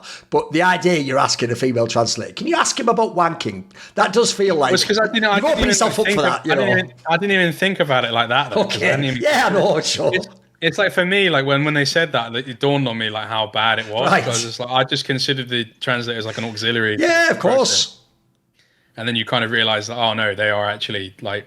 Putting the recognizable voice, you know who it is, it's their career, you know. Then I started behaving, and then obviously I have amazing relationships with translators. Like Jasun is like my idol. This woman is like she is like the most like talented person I've ever seen, because like she is like insane in Korean, and then like she knows like. Often with translators, the problem you run into is like the nuance and like the jokes. Oh, they won't know the memes if they're not from the West. Yeah, she gets all of them, right? Yeah. If you don't have that like lingua franca, it's like no, but she'll like joke, and then like also she's able to like expand on your jokes in a way that's like not putting herself in the spotlight. Like she'll be joking, and then like it's like a thing where like she says your joke, and then they say a joke back, and then like. She won't know that I know. She knows that I don't know how to like make that joke go further because maybe it's a Korean cultural thing. But then she like repurposes it in a way for me to understand, and that allows the joke to even be further. So she's just like such a like natural like energy amplifier beyond translating. She's just so insane. Like whenever I get her, I just know that like it's one of those things where like even you start because like one of the things about YouTube is you become obsessed with metrics. When I see Jason walk into the room and I know she's my translator, I know the video is going to do well immediately. Like. Okay. By the way, do you ever actually even work with translators, Soph? Like you do some Russian interviews and stuff, but do they just speak English generally? Pretty much. The only time I've ever really worked with a translator was Counter-Strike Team Spirit. So we've interviewed Chopper a couple of times, and he uses a translator. But to be honest, I think probably just by virtue of the fact that CS and Dota are much more European dominated than a game like League of Legends, then you don't really suffer with it as much. And a lot of the time when I'm requesting players, I request people that I intentionally know are likely to speak English, or I've seen interviews with them before and I know they speak English. But also the type of journalism that we do is I tend not to be leaning into these memes. I tend not to be doing these sorts of things. So there's less of a Is that a decision? Like basically the similar topic to Jake. Is there like a line, is there a space within the spectrum you're trying to occupy of journalism or facilitating journalism, whatever? To be honest, it's not intentional. It's more that I prefer to approach journalism and particularly interviews quite naturally. And I talk to them as if I have known them for 5 years. And I haven't. And, I'm wearing this Garmin watch that's like abnormal, high heart rate. But I try to just talk to them normally. And the way that I talk is I don't generally lean into this stuff. But I guess the thing that I would say is, I personally tend to avoid doing losers interviews just because I don't know if other games get this, but particularly in Counter-Strike, people are so self-critical that like I've done a losers interview before and the player was crying in front of me. And I was like, you know what, man, just fucking go. I'm not going to publish this. This is not good content. Like no one wants to watch you just cry in a YouTube video. That's not, it's not a good environment. I'm always really weirded out when people post those, to be honest with you. That's one thing. I'll say that. I've got like quite a few videos like on just like my camera or SD card of like give you an example. Like, he won't mind because there's videos that have been published of him crying because there's obviously other people that did interviews. Like Caps, after they got eliminated at Worlds 23, was like completely shattered. Like he's basically like almost in tears or very much near on it in my interview with him. I just like never published it because it's just like, what is there to gain from that? It's just like I think there's like sometimes where like something like that can be like a real moment of like, if they're like powering through it and they say something really inspirational, maybe if you feel like it looks well for them to like show courage, but like, I just feel like it's so like, just a bit schadenfreude. It's also just dangerous territory. Like one of the reasons I said I've deleted things, or by the way, I've also done it like you, Jake. It's not always that the player comes to me. Sometimes I've just realised, like, look, mate, you're not actually. Sadly, I've now realised you weren't in the right state of mind where you're basically saying what you would want to be represented by. Maybe tomorrow you will think, fuck, I wish I hadn't done that now. Or even worse in the case of the Counter-Strike one she's talking about, because I actually hate, by the way, that in CS we do them live on the broadcast as well. I think that is insane. I even told the broadcast people I know, you do coach interviews before the game separately and then you play them on the broadcast so you can like check what they said and stuff. Just do that with a loser interview, and if it's a bad one, delete it. Like, what if this guy accidentally flames a temmate without thinking, because he's just come off the stage, or he just gets emotional in a way where he thinks, right, to be a pro, I better just make myself get through. But I agree with, unless you get to something really important, like Jake said, sometimes I do think sometimes an interview should go on the cutting room floor, as it were, even though this might shock people watching this, because even though I definitely agree with Soph, you have to pay the bills at the end of the day. You have to get the site, its hits and its views. That's a threshold we have to reach to be able to do this job. Actually, the people I associate with, the kind of people I'm inviting to this call, aren't there to actually really be the person who does the gotcha angle and wants to like exploit someone and be like, look, zoom in on his eyes, he's crying.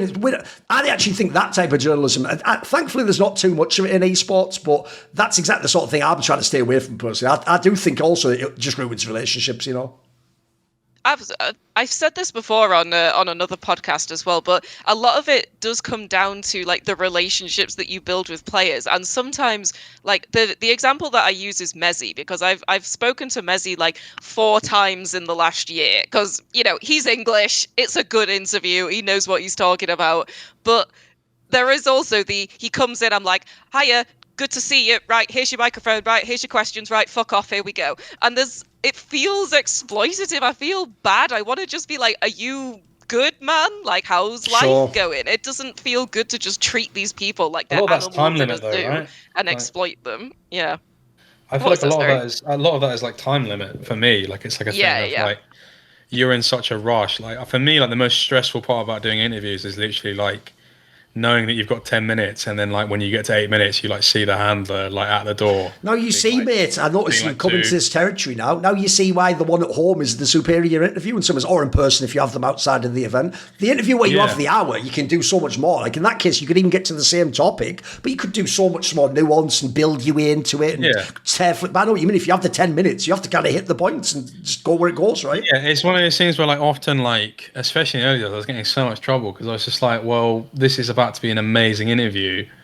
It might just be worth tanking the warning to go over 2 minutes. Absolutely. Like, it's just like, by the way, as I said earlier, one of the lessons of esports sadly is it's better to ask for forgiveness than permission. It's just the reality, unfortunately. Thankfully, I've gotten a lot better, and I've kind of cut my interviews down now. But I was a naughty boy at least for the first year or so. I was getting in trouble all the time for that. And then like there's some journalists who well, how do I say this? There's some journalists who like to count how many minutes you take, for example. Yeah, some people would just say, I'm going to cut you off on this, That's the end of the interview. Some people might go to Riot and be like, this person is talking 11 minutes. Oh, I love that tattletale. That Come like on. the voice of experience I can hear there, Jake. It does, doesn't it? I know. Maybe it's happened to me. Maybe it hasn't. Maybe it's happened to other people. Okay. What's good is by leaving it vague, you don't name the person, but you allow people to just speculate into the vacuum. It was someone who didn't even do it. So have fun at home. Answers on a postcard. Who do you think fucked with DonJake? This is good from you. This is the reverse psychology. I actually pulled this on one of my guests the other day. I was like, "You're allowing speculation. You should just say who it is." So I'm actually I'm very well versed in your manipulative tactics. So no, I'll leave the ambiguity and just say that behavior does exist. There's a lot of kind of tattletaling and a lot of like just like immature kind of like I dealt with an experience without naming any names where I fucked up the audio on some interviews in Worlds 2023. It was a Ruler interview, and I was just completely like Ruler, like he loved it, like he loved the interview. Ruler basically like, after the interview to the handler was like talking to his handler and like asking him to translate to me, and he was like, "Oh, like you're like such a cute interviewer. Like I loved like he loved like the interviewer. He loved the interview and shit like this. It was just like so nice, and we had such a great time, and we like fist bumped at the end. It was so cute, and then I lost the interview, and then I ended up like that'd be a fucking bummer if someone did an awesome interview with you and you just lost the shit and then it never even came out. Well, that'd fucking suck, wouldn't it? Yeah, stuff like that does suck. Yeah. No names mentioned, of course. Don't worry about that. Yeah, my fault on that one. Listen, don't worry about it. Don't worry about it. I was young and inexperienced. In any case, it wasn't even just for the Ruler. I did one with the Shy as well. And then what happened was I went to the Shy. Basically, I just mentioned that like this had happened, this terrible thing, and someone from Riot China was basically like, "Listen, like would come, let's talk to Weibo's management. We'll ask them or whatever." And they had a conversation. When you say you fucked up the audio, as in it was just like it couldn't be used at all. It wasn't even like it was the wrong mic or something. As in like I just hadn't like turned the mics on or something. Oh, so nothing was recorded at all. It couldn't be retrieved in any way. Right. Right. Okay. Yeah. I think it was like a day where like I was on my own. It was like, and I just was not used to that kind of stress. Like, and I only found out afterwards as well. But yeah, like basically, like someone from Riot China was basically just like, "Come, let's speak to Weibo management." Not guaranteeing anything. It's obviously completely contingent on them. But they were basically like, "Yeah, we really loved the interview. If we win the next match, you can do it again." Oh, right, okay. Which was like super nice. Yeah, to do that. But because that happened and word got round about that, it basically ended up being a thing where someone heard about it and was like, "Just so you know, I think that's really unfair, and I'm also going to be pushing to get an interview with the Shy as well." And I was just like, well, I always wonder, do people not, are players not allowed like human agency as to who they want to talk to as well? Like, what's this? It sounds like they're ordering off fucking Amazon, mate. I'm going to get one of those too. Like, maybe he doesn't want to do it for you, mate. Maybe you don't have that relationship, Yeah, for sure. I mean, from what I understand, it's never really, it's way more like orgs. Like you have a guy at an org that decides what the interviews are. Obviously, that handler, generally speaking, unless he has like an agenda against you or she has an agenda against you, which I don't really ever experience happening, is like a thing of like, obviously they'll get feedback about like, player will be like, "Oh, I really like that interview. That interview was great." Like for me, it was like the LEC handler would tell me all the time, like, "Oh, I get such great feedback about you." And then I noticed I was getting way more LEC interviews. And then obviously like when I did all my LCK interviews, presumably they liked it because I was getting feedback about that. And that obviously, that stuff like that helps. But then it's just basically recognizability, because it's just like you submit all these requests to Riot and then Riot sends it to the teams. And then like by a certain point, they probably know who Ruddy is. Yeah. And they give me an interview, right? But one of the downsides of that is basically like if you don't work for one of the big outlets, like I know people that like it becomes like that's one thing that I think is bad. It's like very lion share. Like I remember being at Worlds 24 and like someone in the press room being like, I've got 12 interviews today, and then like the person next to me had nothing that day, and I was just like, what the fuck does this person need with 12 interviews? Like that's so much. Like that's like a whole event coverage for some people, like in one day. It's just a type of greed they talk about in the Bible, you know. This is really interesting to hear for me, because I've been in a situation before where I was at a media day in Katowice, and I had only got like 3 of the 6 teams approved for interviews, and then a journalist that I knew that got approved for everybody like went and asked the team if he could give his interview to me. Okay. Which was like the kindest thing anyone has ever done for me. Like granted, this was a writer that used to work for me back in the day on esports.net, but that's nepotism, it's really I'm joking. I mean, he didn't work for me anymore. But, and spoiler, it's good to have friends. That's also a skill.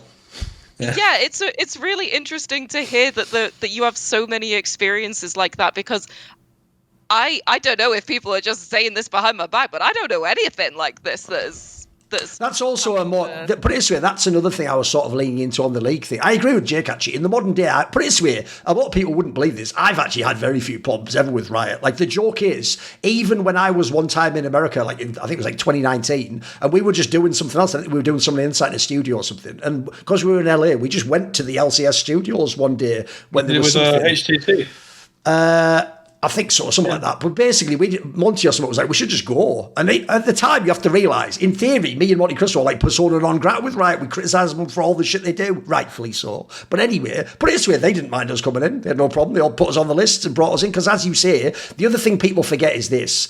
Even if you don't like the top people at the company, or there is a person who is a dick to you in the company, oftentimes the general staff of the companies are just people from the community as well, and maybe they do like you, or maybe they want to build a bridge between you and the company. That is kind of like the main. That's kind of the main thing that I kind of has an opinion. I want to make very clear from my standpoint. Like I really love working with Riot. Like they're great. Like very few things that have like kind of annoyed me. Like it's like so limited in terms of like maybe like sometimes I think that like the day for asset day, media day could be released slightly earlier. Sure. That's like the one thing, if you like spoke to me for an extended period of time, I would be like, but always very polite, super friendly, always willing to like give me like advice or like gentle nudging towards stuff, and just like very appreciative. Like, and obviously part of that will be the fact that like my metrics were really good at some point, but even before that was happening, like super like super like willing to just be like, we've been hearing good things about you, keep up the good work, you're doing this really well. And like they don't need to do that. No. Yeah. By the way, in your case as well, jokes aside, they also actually, as long as you haven't transgressed in some way that offends them, they want to keep you on side. They want to have a relationship to some degree. That actually is important to some of these companies. They don't want to seem, by the way, like they're excluding people. That's a bad look for them too. Then it builds the rep that they're controlling everything and some 1984 shit. You have to say what they agree with and stuff. Which, in theory, some of the people who work there certainly don't think that way.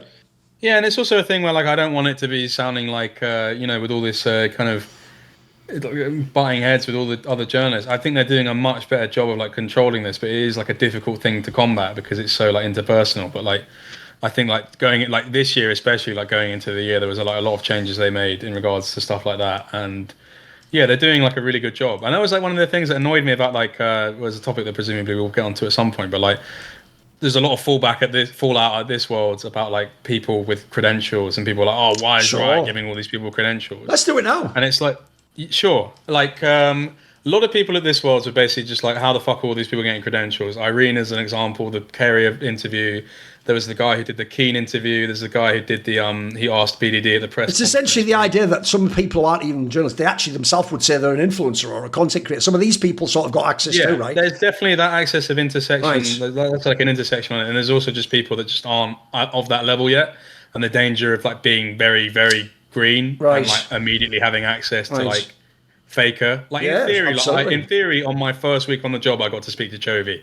Like I mean, by the way, that's why I said that pernicious lie is a good one, because actually that is also the fear generally, which is that person obviously this can lead at some point back into the team manager thing. That person can fuck up interviews for every Western journalist, or on a certain day they'll shut it down because actually certain teams care more than the TOs. Yeah, absolutely. And it's a thing. Yeah, exactly. And that was the thing with the Irene thing with Kerry. I was just like, don't even just be mad at like how stupid this is. Like, this is fucking up like people's lives. That's what got me so annoyed. Absolutely, yeah. I know what that's like. I was just like, this is like my colleagues. I mean, especially for that one, mate. That would fuck up your type of interview, because then they might think like, where's this going to go? Depending on what your relationship with T1 is like. Yeah, for sure. And it's like a thing where like it fucks up like players thing. Like it puts them in a whole bad mood for the rest of the tournament, just in regards to like all media that isn't like familiar to them, because their whole Korean media is going to be like very like by the book and stuff like this. And it just kind of, it basically just means that there's already like a massive battle with like getting teams to do interviews, because it's like realistically they want to protect their players. It's in their best interest to not like overload them. Like often like there's like they don't have to give away a load of interviews to like Western outlets. Like I think it's like in the modern day they can even do the interview themselves if they want on their own YouTube channel. So there's even that outlet that didn't exist before. I think they do have an obligation to do at least a minimum. Right. I don't want to say what it is. No, just in case I'm not allowed to, but it's not very much. And I think in events like that happening, you're just giving orgs more firepower to basically just say we want to do less, and they'd be completely in the right to do so. If something like that happens. Yeah. But what I was basically what was going on in this event is like the Irene stuff. There was the guy who asked Keenan in an interview whether he thought Chovy was a choker or not, which is just insane. That's pretty mad. He didn't even ask the question. It was more like he'd made his write up of it like implied that, so he just clickbaited. It was just disrespectful. In retrospect, there's also a guy who asked, I can't remember the exact story, he asked BDD at the press conference after losing the final what he thought about his like hoopoo rating, that he got like a 9 point something. Okay. And it's just like, what the fuck are we doing? And then like my main thing is just like I saw a lot of people being like, why is Riot giving all this accreditation to these random people?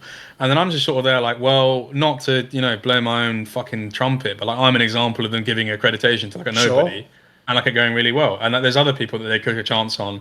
It's not. I think Riot's getting like a really hard stick from this because they're going through this like major transitional period with like co-streaming and like people. You can even argue if people think of co-streaming, people do think of that as it's been quite exclusive so far. They only give so many spots out. I can tell you co-streamers would say they want it more open. So I'm amazed that journalists, I can see why they would in this case of Irene, but what they're maybe missing the wood for the trees there is like, in theory, you're the ones who want more access. You want everyone to be able to talk to these people. So if someone actually is an influencer that can make an interesting interview, which that could have been, that I can see why that's a good thing, right? It might open some doors.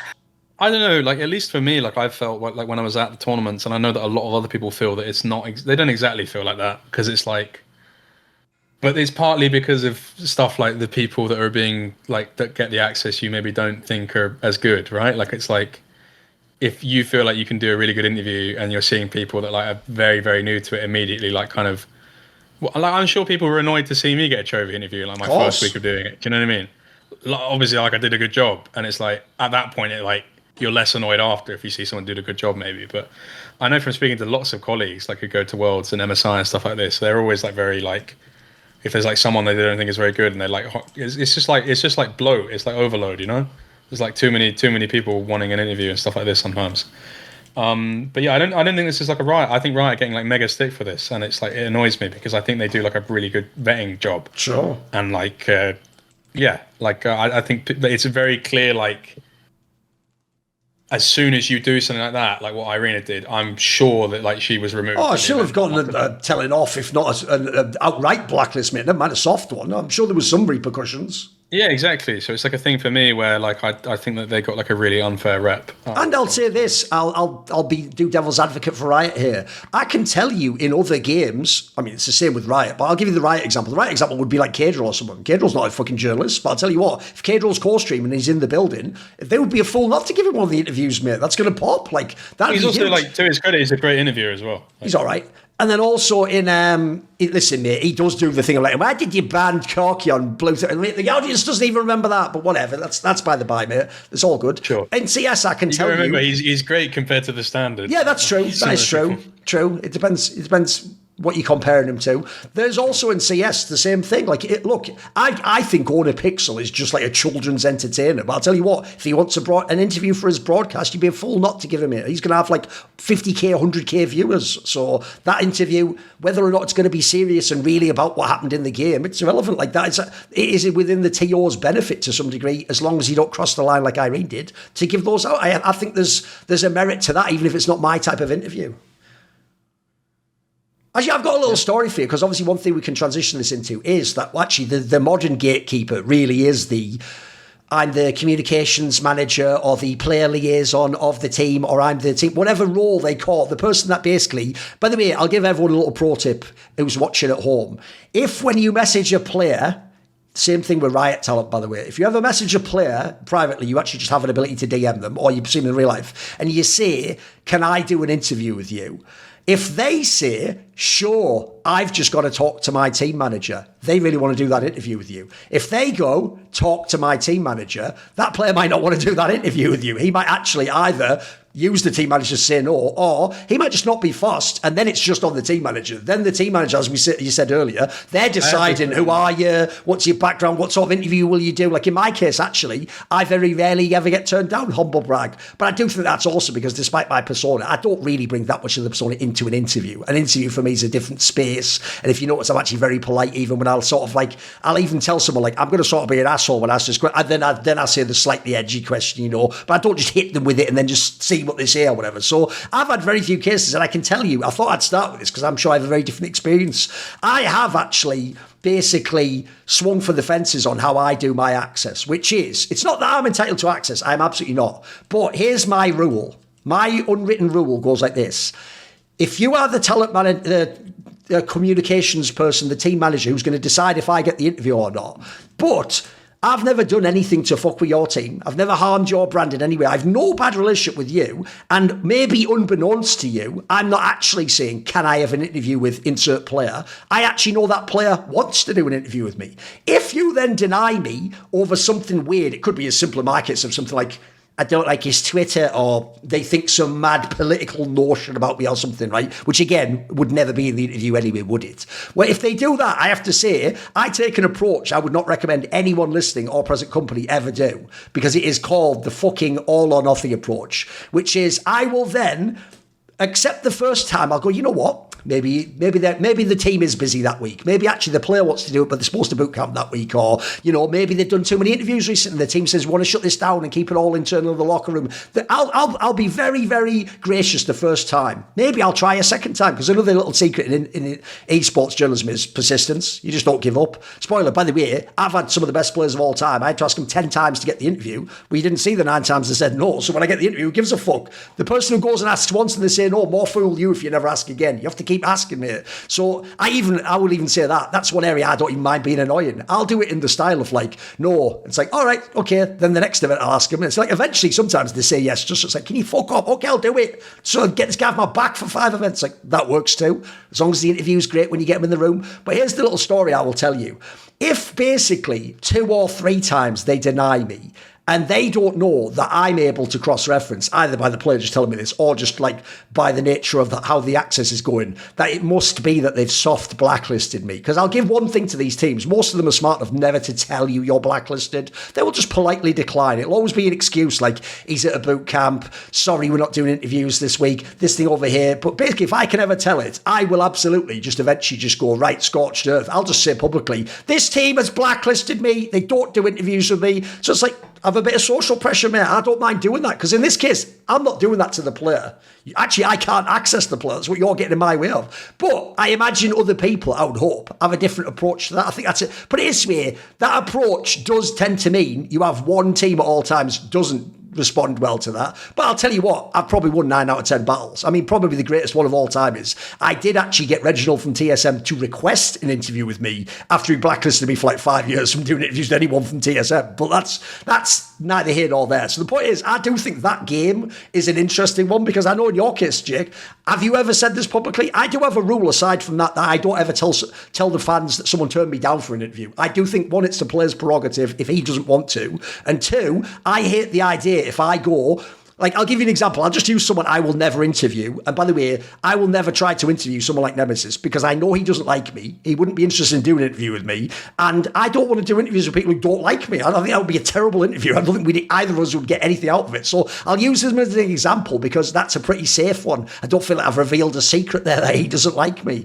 But I'll tell you what, if it was the case that, where was I going with that?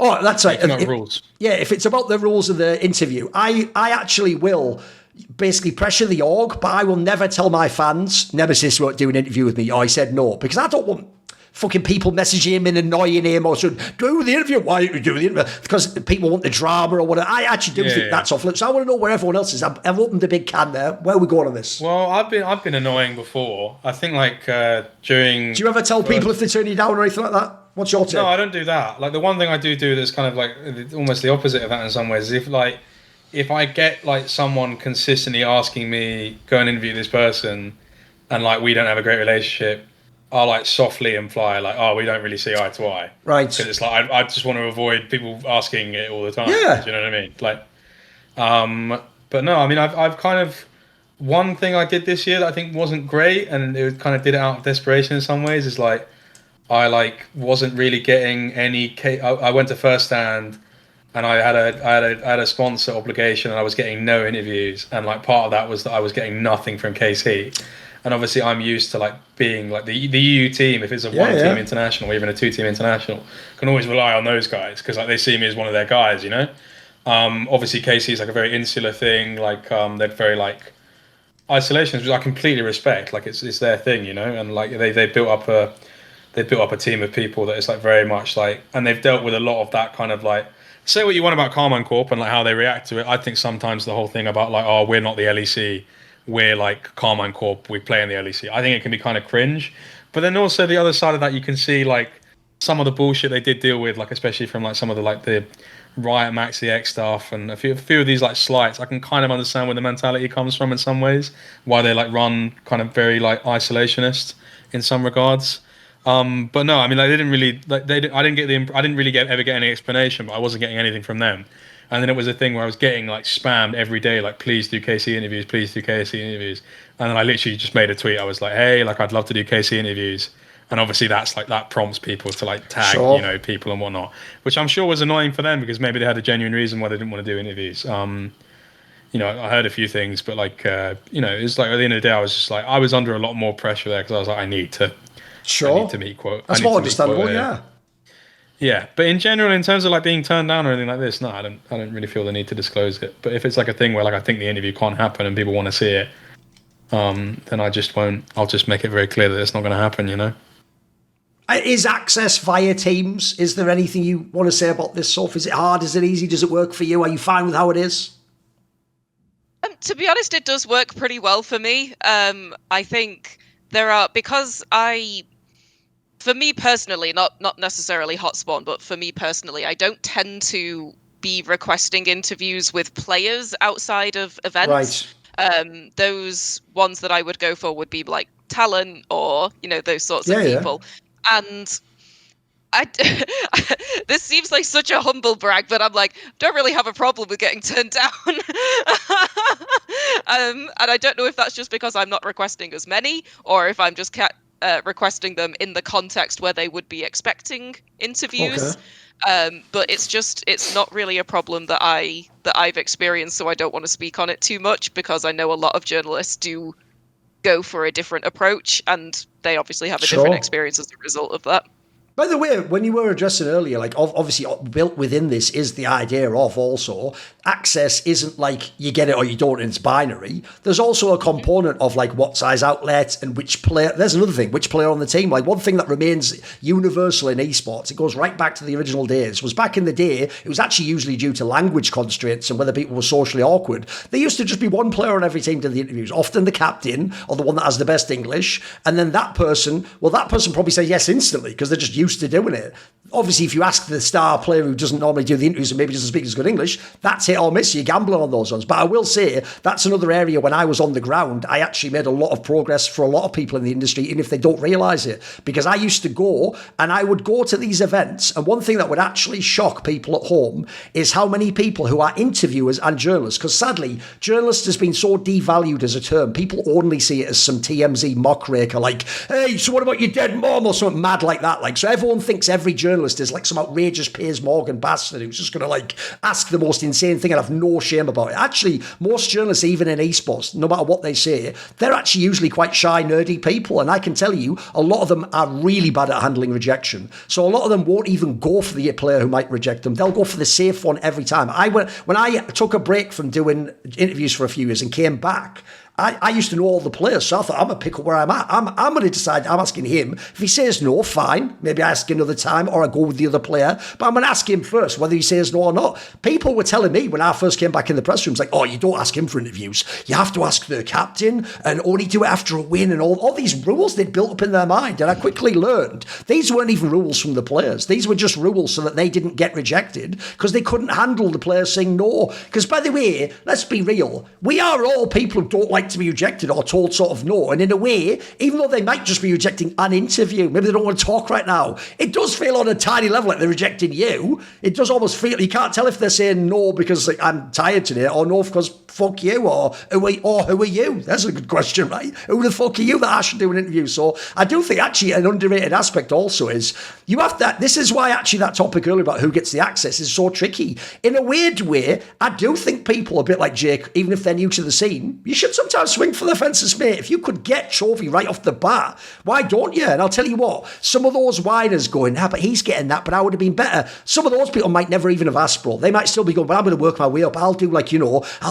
maybe I'll ask like Cadril, and I'd maybe ask like Medic, but I'm not going to go to Trophy yet because I've got to like earn my stripes. These are all ideas that are self-imposed. Like to some degree, you can start on day one and ask, as long as you're willing to go through the nose. I think going through the nose is a big part of getting to the yes.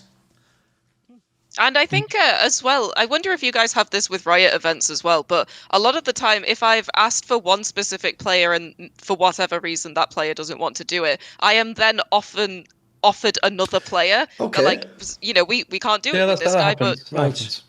Yeah. So I think that's, it's not that necessarily teams don't want to talk to media, because aside from the fact that it's boring and, kind of a ball ache for them, it's in the team's best interest to have what is essentially free publicity. Absolutely. So, yeah, I think I've completely forgotten where I was going with this point. It was about getting through the nose and rejection. You essentially you haven't been rejected much apparently, but you can handle it. Yeah, that's it. I mean, I'm just like, okay, like I've said this before to journalists that work for Hotspawn and esports.net prior as well. One interview is not going to make or break a website. Yes. It's just not.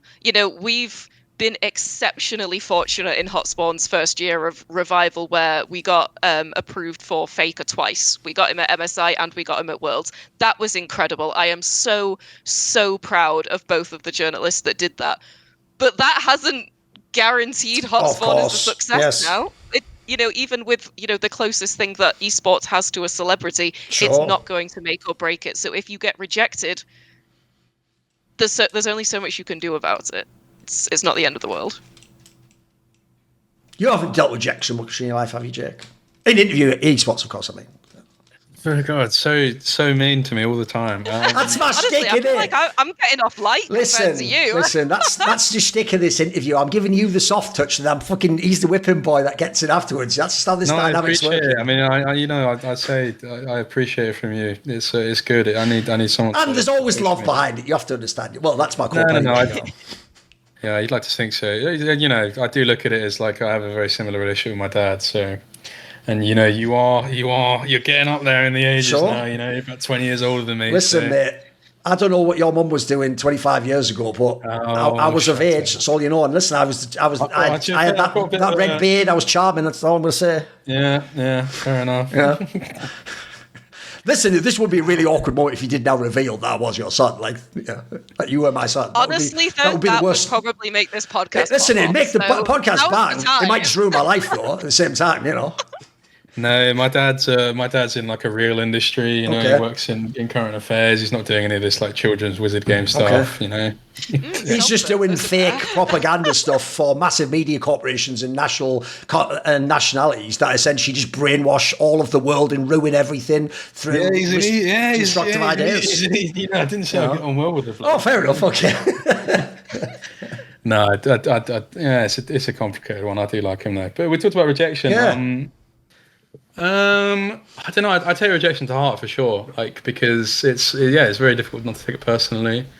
There's also a lot of ego involved in it. Like, by the way, in a weird way, I think it's good to take a bit though. Like, I'll tell you what, people might not know this about me. I am only a pessimist to other people because I can't control them and I don't know what they're going to do. I'm incredibly optimistic about myself. So every time I ask for an interview, by the way, I hope I'm going to get it. Even if it's a crazy ask, because it could happen. I think it's good to have a sort of a crazy, a dreamer's mind in that sense, Yeah, I'm mega delusional, like in that regard. Like I always think that I thought from the first week I did interviews when I was getting chosen and stuff like this immediately. Like when I started, I'd never done an interviewing before. I was like, cool, I'm really good at this, and I could see myself going really, really far doing this. And I knew that it was just a matter of time then that it was just a matter of luck and time to talk to someone like Faker. I was like, oh cool, when I get that opportunity, I'll just make sure that I grind the fuck out of it. I was just like, cool, I know I'll do the work, so I'm just gonna get it, right? But because of that, and being I think that the success that I want to strive to, I think anything like that is kind of tied to you have to be a little bit mad, right? Because absolutely, when you think about it, at certain times, and obviously not in the annals of history, but at certain points, and arguably right now, I've achieved it's obviously a very niche subcategory of the thing I do, esports interviewing specifically. But I've reached a very high level doing it, and of a certain few people, I would say. There's obviously that comes with so many qualifiers. A lot of great people have moved on because of lack of resources, and there's a load of amazing people that have come before me and stuff like that. But I always look at that as if you're able to be that good, then you have to be a little bit mad, because it's the idea that you could be that good comes with a bit of madness, right? I think you have to be a little bit unhinged. Absolutely. It's the same thing that's come up in every interview I've done this off season when I speak to someone.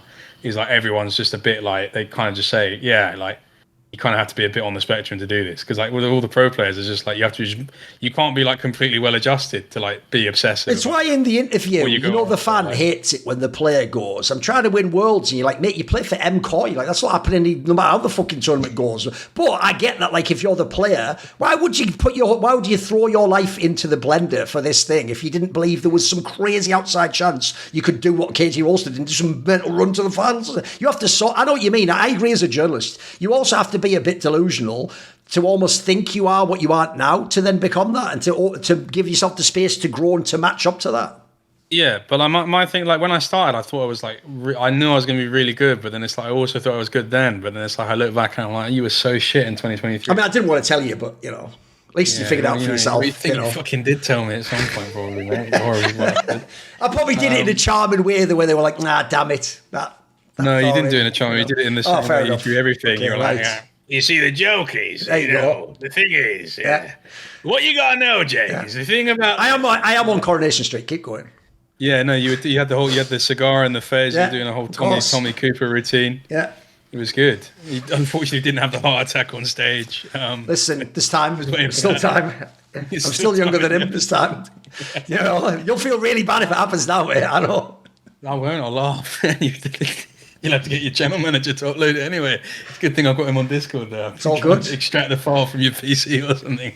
He's got permission.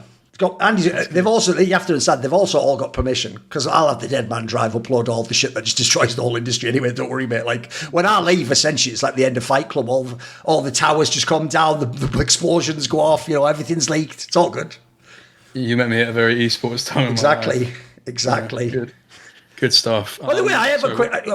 Did you have something to go on there? No, let's segue a bit. I can't remember what my tangent was. I actually know something a bit like this. When you said earlier, Soph, that when you're doing the interview, if the player basically looked down, they would see on your watch that your heart rate spiking like a motherfucker. First of all, I'll tell you a successful aspect. No one would tell on camera. No one would be able to say that. You actually seem on camera. I actually messaged you about this. You actually seem like you have good presence. You seem like you engage the player, etc. I think this is actually a big secret that a lot of people don't know about being on camera, because I can tell you that it goes to the top. I can tell you people like Shocks and Law and the most famous people in the world who we would all think are like just they're like the Hall of Fame. They're just bona fide. They look amazing on camera. They seem like they never sweat. They're just always in control. I can tell you some of those people, even to this day, have insecurities about certain aspects, how they come across, or if in the interview they, obviously the classic thing of anyone who's creative is the question was actually better in your head than the one you got out, and you got a good answer, but it could have been better, and fuck, I shouldn't have put this little extra bit on at the end, or I should have added a bit on at the end, or whatever.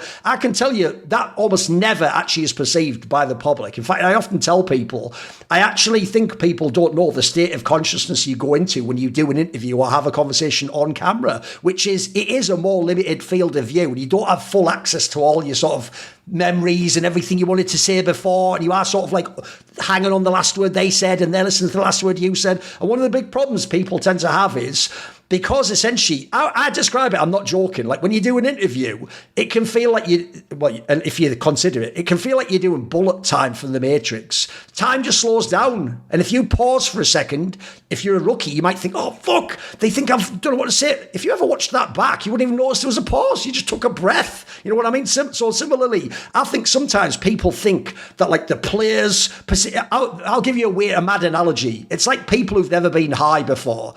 The real reason a lot of them get scared is they think everyone in the world knows they're high. And it's like, sometimes, mate, maybe no one does. Maybe they just think you're sitting in a corner eating Pringles, mate. Like, no one's thinking about you. So I think actually on camera, a lot of people overemphasize that, get really in their own head, and they're battling their own demons half the time in the interview. Whereas I actually think a lot of it is, as long as you have the armour on outside and that image is good, mate, the player's thinking about what you asked him. The people watching are listening to what the player's going to say. They're not really usually microscopic, trying to figure out what you're doing and speculate on you. That's usually more in your own head. But I do think this is something interviewers and people who are journalists struggle with, actually. I think this is probably like a demon people don't know a lot of people have. I actually, not to rain on your parade, I actually think I've been really good at this always, because like my mindset has always been, in the interview specifically, like obviously you get nervous like when it's faker, like you have to, like I've felt nervous in his presence obviously, but like in regards to like every other interview I did, my attitude's always been, because of the nature of the interview, it's kind of like awkward and funny. If they're just not into it, I feel like it just looks bad on them, like kind of like, because I think that like I'm never doing the thing where it's like the thing with jokes is like, if you're just doing really bad jokes and it's like really awkward and you're also just like being a dick, then obviously you look like the dickhead. But if it's like you're really trying and there's a lot of like effort and like goodwill to it, and they're still not into it, then it's just like they look like the dick. They've got to meet you halfway, absolutely. Yeah, got you meet you halfway for sure. And then it's also just like, obviously I don't encourage this, but like here's a good example where I thought this was like ethical somewhat, but like I always use this example. It's like dubious if you were to do it badly, but I think the way in which I did it is fine.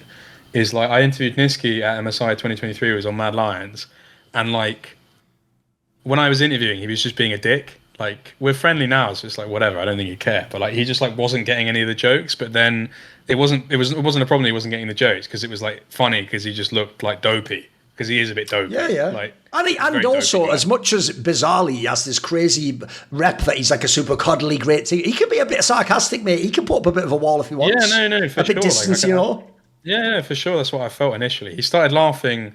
The minute I got him to crack was I brought up that he's like 8-1 on Gragas, and like every other mid laner in the world is struggling. And I said, "Do you think that every other mid laner is fat phobic?" And he like really like he started laughing at that. And he cracked after that. But yeah, no, there's a lot of things where, for example, I was like asking him about. I heard this like story that someone told me that like back when he was on Fnatic, like way back in the day when he was like a little kid, that like when he would rage in scrims because he was so young, they would just lock him out on the balcony like a dog and like wait for him to calm down. Just like literally lock him out and just wait for him to calm down. And I would ask him about this, and it's just like, it's so long ago. It's like, why would you care? But he'd just be like, I don't remember that, and just basically like just deny it happening at all. And it's like, maybe it didn't happen, but like after 3 of those stories, you just go, well, So he was intentionally sort of shutting the energy down of the interview. Yeah, he was intentionally just being like, this didn't happen. Right. And it's like, well, maybe I've got one of my sources wrong. It happens. Like, someone feeds you a bad story, it didn't happen. But I was, after a while, I was like, oh, 3 things that didn't. Yeah, right, okay. So what I just did was just like, well, I'm not going to release the interview where he just came off as a dick. So I just basically just removed all of that and just only put in the things where he wasn't getting jokes. So it just came off as like a dopey interview. Because I was just like, well, with the power of the edit somewhat, like obviously you're not misconstruing. No, mate, that's even funny. You've almost done like the lowlights, you know, where you do like the fake, whether you do the concert, but you put the fake bad version of the tribute act in over the top. It's almost like womp. Yeah, that works. You can make that work in an edit. Yeah, that's exactly what I did with that interview, because I was just like, well, if I just release this in the more of a raw format, like maybe it will do better, because it's like, well, he's just being a dick. And in comparison to the other interviews where it was like everyone was getting it and working with it, it was like, oh, cool. The economy, I was like, I don't really like, maybe he's had a bad day, stuff like this. So I was just like, that's always been my mindset. Like if they're not into it, they don't get it. It's either because they're having a shit day, or they're just being a dick. And then I was just like, well, it's not really on me. I'm confident in my own ability to run an interview. If I really fuck up, I really fuck up. Like I fucked up an interview. I did an interview with Huhi at that event, and Huhi just like, it wasn't even that he wasn't getting it. He wasn't getting it in like a non-funny way.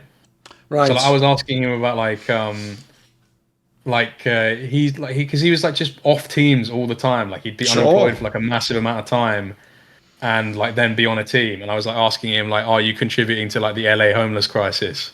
Oh, and he was just taking it as like a real question. He didn't. And he was just like genuinely, he was like genuinely responding to that and shit like that. And I was just like, oh, this is like a horror show. Which, by the way, what's hilarious is they're not watching now. Don't worry, anyway. But the joke is, if you actually are a pro and you want to be a dick, don't say I won't answer. Actually, just do what he said. If you want to wreck his interview, just answer him straight. You just go like, what do you think of Albania? It's a country, and that actually just destroys the whole energy of the interview. Obviously, don't do it, please, if you're a player. But that's worse than them saying no, mate. Yeah, exactly. Yeah, just give it is. Yeah. But yeah, my attitude is just basically always from that point onwards has been like, well, I'm confident in my own ability. Like I know when I fuck up, but generally speaking, if they're not giving me anything, it's not a reflection on me. It's a reflection on them. So I've kind of always been able to look at it like that, and therefore, kind of that's where I draw confidence from, generally speaking. By the way, Soph, when you were doing law, did you ever actually go into court and be like a lawyer or anything like that? Yeah. I mean, I was never like a barrister or a solicitor advocate or anything like that, but I did a mini pupillage, sort of followed a barrister around for a while, and I also did what is affectionately referred to as mooting, which is just fake trials. So, you know, it helps a lot with public speaking, because once a judge has yelled at you in a public setting, I mean, this is what I wanted to segue into. I'm wondering, is this part of why you're able to pull it off? Because, I mean, also, I imagine age helps in that sense too. You're not 21 and fresh-faced and scared about because I have to say, as someone who I hadn't heard of until a few years ago, I was quite impressed with how you held yourself for those interviews. I was kind of surprised you were at all self-critical in that sense. Thank you. Yes, I mean, I would say I've come quite a long way. The first interview I ever did was at the Berlin Major for Dota in 2023, and the first player I ever interviewed was Tiger when he was on OG at the time, and I was shaking so much he commented on it. So, you know, I've come a long way in that time, and I think a couple of things have really helped. Number one, my lead editor at the time said to me, he said, "These people are not famous." He was like, they're just famous to you because you're a fucking nerd. If your mother doesn't know their names, they are not actually famous. And that helped. And also, I know we sort of joked that it helps to be on the spectrum with this job. I literally am. I'm autistic as fuck. By the way, I actually think, to what Jake said, I think most people are, mate. I actually think it's almost like a prerequisite, or it's just a secret superpower to do this sort of work for some bizarre reason. Exactly. And that means I am phenomenal at masking. Right. I'm so good at it. So even when I'm incredibly uncomfortable, or I'm nervous, I'm shaking, I can just pretend that I'm not, because that's what I've done for the last 30 odd years. So I think a lot of it does come down to that. And I wonder if either of you have ever had this as well, where I found this in Counter-Strike, because as I say, I'm a Dota person by and large. I love Counter-Strike, but I was almost at the point where I've been to more Counter-Strike events than hours I've played in the game. Almost at that point. So I lacked a lot of confidence in my ability to talk to players on that level. Right. Like, do I even deserve to be here? Sure. Can I consider myself as like I'm not much more than a Counter-Strike fan. And I doubted myself a lot in my ability to talk about the game in a way that I've never had with Dota, because Dota is the love of my life. And I think that affected my confidence quite a lot. But now I've done way more Counter-Strike than I ever did Dota. And I'm way more confident now. And it really comes down to your own. Along those lines, I would even say that's actually, I think, something I figured out. Probably took me a few years, but I think I've had it for a while. I'll give someone an example. I won't say who, but let's say before this interview, maybe people did the classic thing of like, what will we be talking about? Or do I need to do any prep or any research or anything? And I always tell people, because by the way, this is my philosophy on interviewing, there will never be anything for you, the interview subject, to research. Like, it's my job to research and then ask you. And if what I would say to you there, Sophie, is I've had games I've got into. League was a perfect example. I just did that because I was an editor-in-chief of SK Gaming. I did the Counter-Strike interviews and the StarCraft and the Quake. And at the time, there just wasn't like a good person who came with us to the events for League. So I thought, listen, I've played Dota and I know like Snoopy's from Scotland or whatever. I'll do an interview with him. And essentially, my perspective was, I am going to ask about game stuff, but I'm going to ask it like, you tell me, mate. Like, actually, what was it? People are going to say what was going on in the draft. I don't know fuck all about the draft. I often say on my shows, I'm a layman when it comes to certain elements. So what I do there is I just empower the player to give me that information or to be the expert in that sense, because I actually think that's another area maybe fans get a bit lost in the sauce. You don't have to be fucking LS to do an interview and ask someone about the draft, really. Like, really, if you actually have the right player, and especially if they're amiable and open to it, you just have to ask the question that allows them the platform to speak on that topic and go however in depth they want to go. Exactly, because I also think there is an element of, like, this is something I always say to my writers. I say, like, you need to write the article that you would click on. If you're watching a game and you're like, what does this hero's axe do? You need to write the article, what does the hero's axe do? Absolutely. And if you can have a player facilitate that and give you the answer, yes, then that's... By the way, I've even done it before, where if I actually think...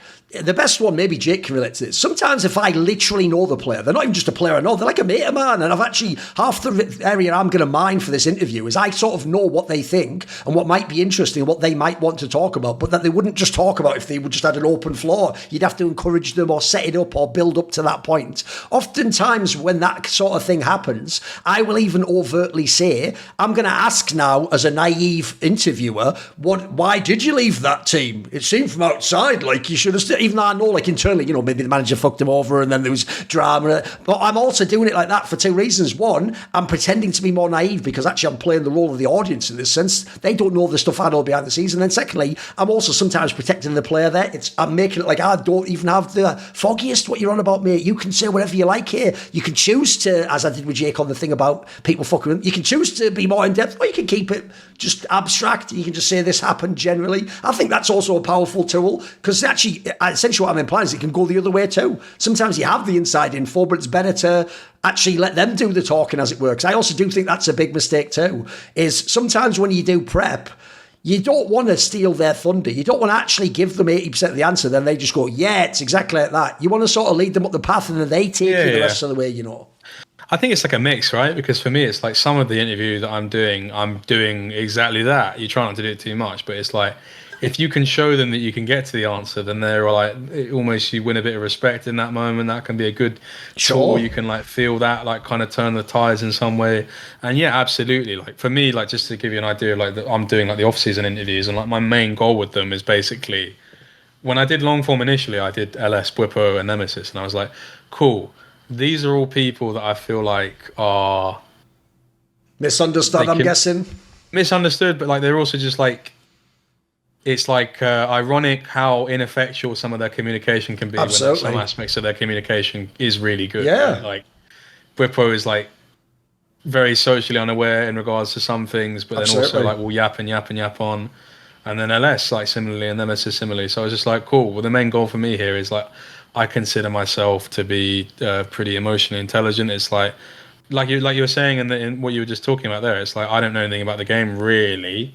I can talk about it obviously, but it's like you never need to know much about the game because it's like for me it's just I know how to start a conversation about the game and just like let them take the ring, and it's just like as long as they take me somewhere, I also know what the follow-up question is based on what they say. like often like with someone like LS, it's like he says something like in the beginning of his answer, and then those are the words you latch onto, and you're like, that seems really interesting, and then you build a whole like kind of cocoon and a chrysalis around like you find. I find often, I don't know if you feel the same. Presume I've watched a lot of your like reflection stuff. I presume it's the same feeling you have. A theme will come up in the beginning of it, and then you'll realize, oh, this is going to be a big theme. Yeah, it's going to be the through thread. Yeah. Yeah, and also notice one thing we're building into here is one, I would say look, those are extreme examples. Most players are quite bad at communicating with the audience in an interview because they're not interviewers. So they like half the time you're even a sort of almost warding them like a little bit this way, mate. Nah, go away from that topic. It's not that interesting. You want to go back to that thing you said. You're almost like directing them like a bloody plane or something. And as you're talking about here, sometimes you're giving them permission to say it too. Like one of the rare areas I do use the Thorin persona in an interview is I will sometimes say the mildly incendiary thing. That now means if they do a 70% less incendiary version of it, in comparison, they're not being that edgy, but it allows them to be honest, you know. Yeah. But it's also like the thing of like if you just like kind of soften or provoke, like there's different ways, right? Like for me, like a lot of what I'm talking about on this interview series at the moment is like I like hearing, like I did Upset, for example, last night. And a lot of the goal for me was just like, I just think he's the most like harassed and like he is. I know bullied player like ever in comparison to like who he is. Like you can make the argument that maybe he was a bit of a dick. No, but put it this way, the joke is, I'll give you the contrast. You would think he'd said all the things Bwipo had said, but even that doesn't work as a comparison because I think Bwipo's more liked until he said certain things recently. Like the joke is, Upset actually is incredibly German in that sense. He very rarely ever does anything edgy in terms of commentary on public stuff. And even when he does, by the way, actually that's such an area I like because he's actually trying to often be part of the show and give you entertainment there. He's not really funny. I'm genuinely shocked by how many people low-key like just straight hate him, bro. As though he was just like a villain or something. Meanwhile, he's a mega diligent player who has a very, as you showed in that interview, has a very earnest heart towards competing. He's in it for all the right reasons, mate. He's in it for all the right reasons, and like obviously, like I know, and this is something I was exploring during the interview. I was like, "Good, he's great at PR." Like that's something that like people like told me about him. Like he's a good PR man, and then I was like, "Cool, but tell me the real story." And then I knew the real story, and then I was cross-examining him on that during it, and I was being like, "Well, to play devil's advocate, is this the case?" And I would bring up the example of what I knew to be true. And then every single time he'd be like, yeah, I could see why people would look at it that way. That's actually how I view about this. And like, yeah, that is one of my shortcomings and stuff like this. He was just extremely honest throughout the entire thing. But one of the things was like in talking about, like, I think the best line of the interview, which is like, it's the Reddit quote. It's going to be the Reddit quote when it goes on Reddit, and it's going to be a clip, and it's so important. And it was the tagline of the whole thing. Is I basically was saying to him, like, listen, I really think that you should take a lot of pride in being so open about talking about this harassment that you face, because it could happen to another player in the future. Of course. And they'll know how to deal with it because you've been so open and brave about it. And he stopped me mid-sentence and he said, it might not happen. It will happen.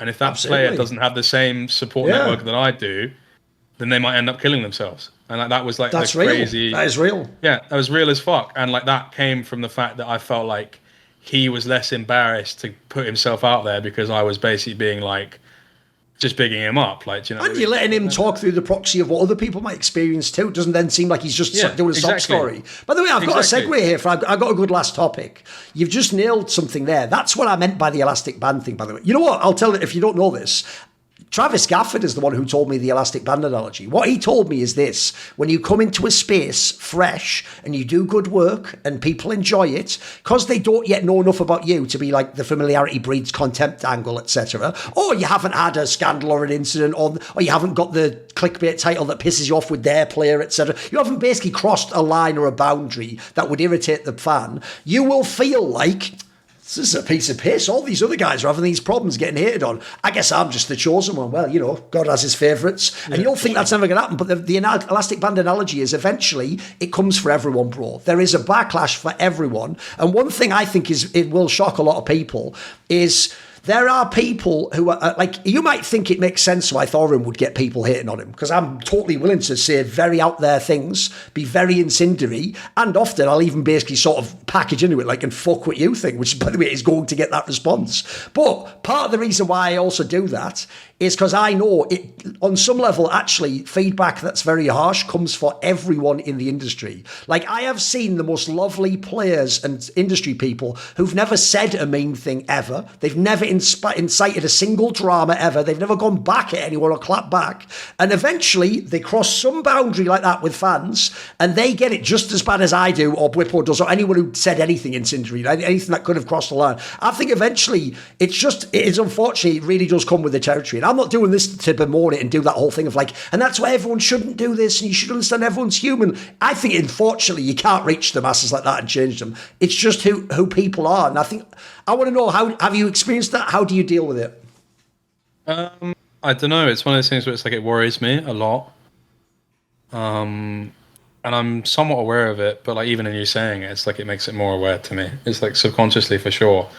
And, you know, obviously, like, a lot of doing these interviews and getting all this positive feedback where, like, generally speaking, the feedback is that, oh, wow, I really feel like you're humanizing this player and I'm able to see this player in a different way. You do feel like you're doing, I feel like I'm doing, like, quite noble work at the moment, which is, like, a rarity for me, because when I do, like, the short form stuff, like, sure, I'm interviewing Faker and, like, maybe it's a good interview and, you know, ask him some good questions. It's not just jokes, but it's not like, I'm not like humanizing Faker, whereas it's like, I felt like with this upset interview, a lot of people messaged me and a lot of the feedback just live and in replies is like, oh, I felt like I was like, I had a lot of people telling me they were like crying and they just kind of viewed it a different way. Like, I feel like I did something good there, in the sense of, I feel like he gets so much harassment and it was like I was able to help him talk about that, because he's like, so, like, put it this way, like in the lead up to the interview, I was like, oh, can you like share this tweet to like say that we're going live? He was like, I need to log into my Twitter.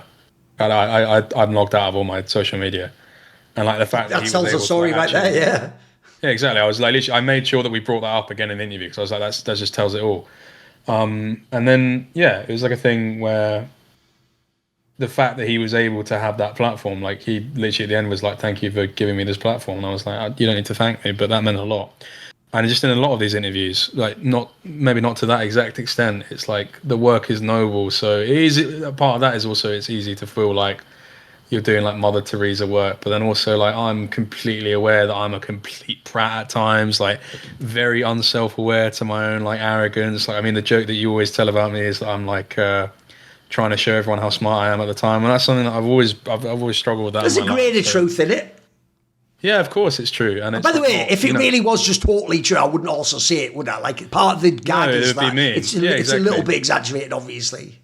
No, it's like it's like drag queen culture, right? Like, you expose like the little flaw. That's like the read, right? Like, to the perception, the gift of perception is to be able to exploit that little flaw, because it's like what hurts or whatever, right? Well, not hurts, but like, it's like the funny thing, right? Yeah.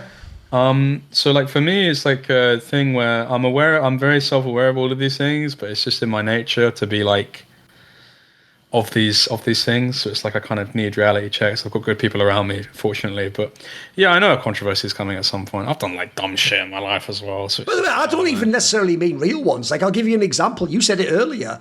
Karmine Corp fans, they would get mad if someone did an interview and the title of the interview was Karmine Corp's the second best team in the world. They'd be like, why not the best? You must hate us. Did you hate French people? I'm sure when Soph does an interview with Zemu, some guy who's a Monacy fan is like, you obviously just hate Monacy because you let Zemu say he was the best or whatever, or why didn't you mention Donk? Like, there's a fan can get mad over anything, mate, because they're in their own little bubble, aren't they? Well, say for example, like, I did an interview with Vladdy in this off season, which is something I'm trying to do. Like, obviously that's going to cause a lot of problems with people that don't want to hear his side of the story. They'll say you've got an anti-KC agenda or whatever, of course. It's possible, and not to say that they're all polemic in that way. I'm being a bit more diplomatic, but, you know, I do agree with you to a certain extent, right? Because it's like, if I do a Vladdy interview, it's going to be a thing where lots of people are going to be like, that might strain my relationship with KC in some ways, and it's like, there's only so many ways in which you can like move without not pissing everyone off, because everyone's got certain thing or whatever. It's like, even doing this show, like, this is going to piss people off. Sure. About the fact I'm doing stuff with you. You know, it's like a big thing. Hopefully vice versa, you know, but it's all good. I see where you tried to construct that there. Like you were like, deigning to reach down to me, the leper, who's like, please. No, I don't know. I actually don't. Good. To stop you, I actually don't mean that at all. I have a lot of respect for you. And for me, it's like a thing in saying that I'm like, I just don't like, I might not agree with some of the things you say sometimes, or like, I think it's like out there. It's like, I've respect for you as like a journalist and someone who like is like the prime example of like what I do.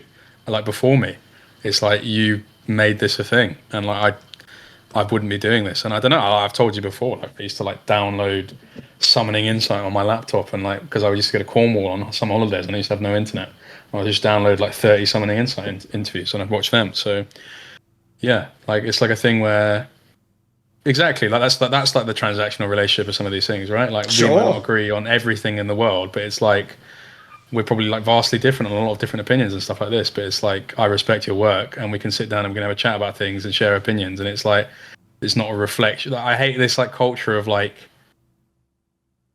the idea that like if I do an interview with someone, I'm like yeah, of course. Yeah, the idea that I do an interview with someone, I'm like their best mate, or like I support everything they've ever done. Even with players, it's like a thing of like. I would even argue that in esports, if you're going to be a journalist, I think that's a terrible mentality to have. The idea that you have to like co-sign everything they say, or that if you do an interview with the player, anything they ever did in their life, inside or outside the game, you agree with, of now like valid. None of that's the case. If anything, I think the beauty of interviews actually is, despite what I said about Nemesis earlier, as long as the will is there, sometimes you can do interviews with people you have nothing in common with, bro, and it might be awesome. Or you actually want to build a bridge via an interview. These are real things. Exactly, and it's also the idea that, like, I mean, for me, like, I got into like a little. I'm good friends with Mickey, for example. Mickey's a good mate of mine, and like I could tell he was really. We actually talked it out today, but I could tell he was annoyed because like there was obviously the viral clip of our interview that went viral of me making fun of him for having leader and wanting leader and winner on the team, and I was like, listen, mate, I completely understand why you're annoyed about that. Unfortunately, it's a thing where that clip's been taken out of context. Shall I give you an angle I've never heard anyone say, bro?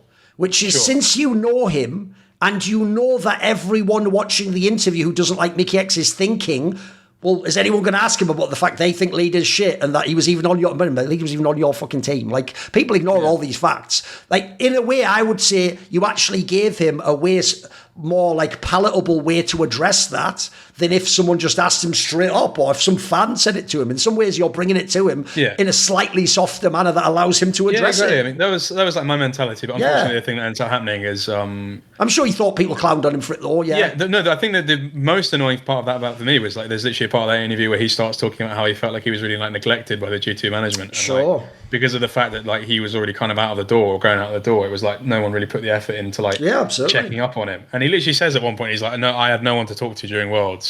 And like he's like, Jake, you were like the only one who called me during Worlds. And I was like, that was like a really like I don't know, it was like a sad moment. And I was expecting that to be the through line, because it's like, just if you put that out there, like I love like a lot of the guys on G2 got good relations with Romain, good relations with Isma, a lot of the staff there. But it is a thing where they're not infallible, and a lot of people do look at G2 teams are cutthroat. Yeah, exactly. A lot of people do look at G2 as like this infallible structure, and it's super like friendly, but also like high professionalism.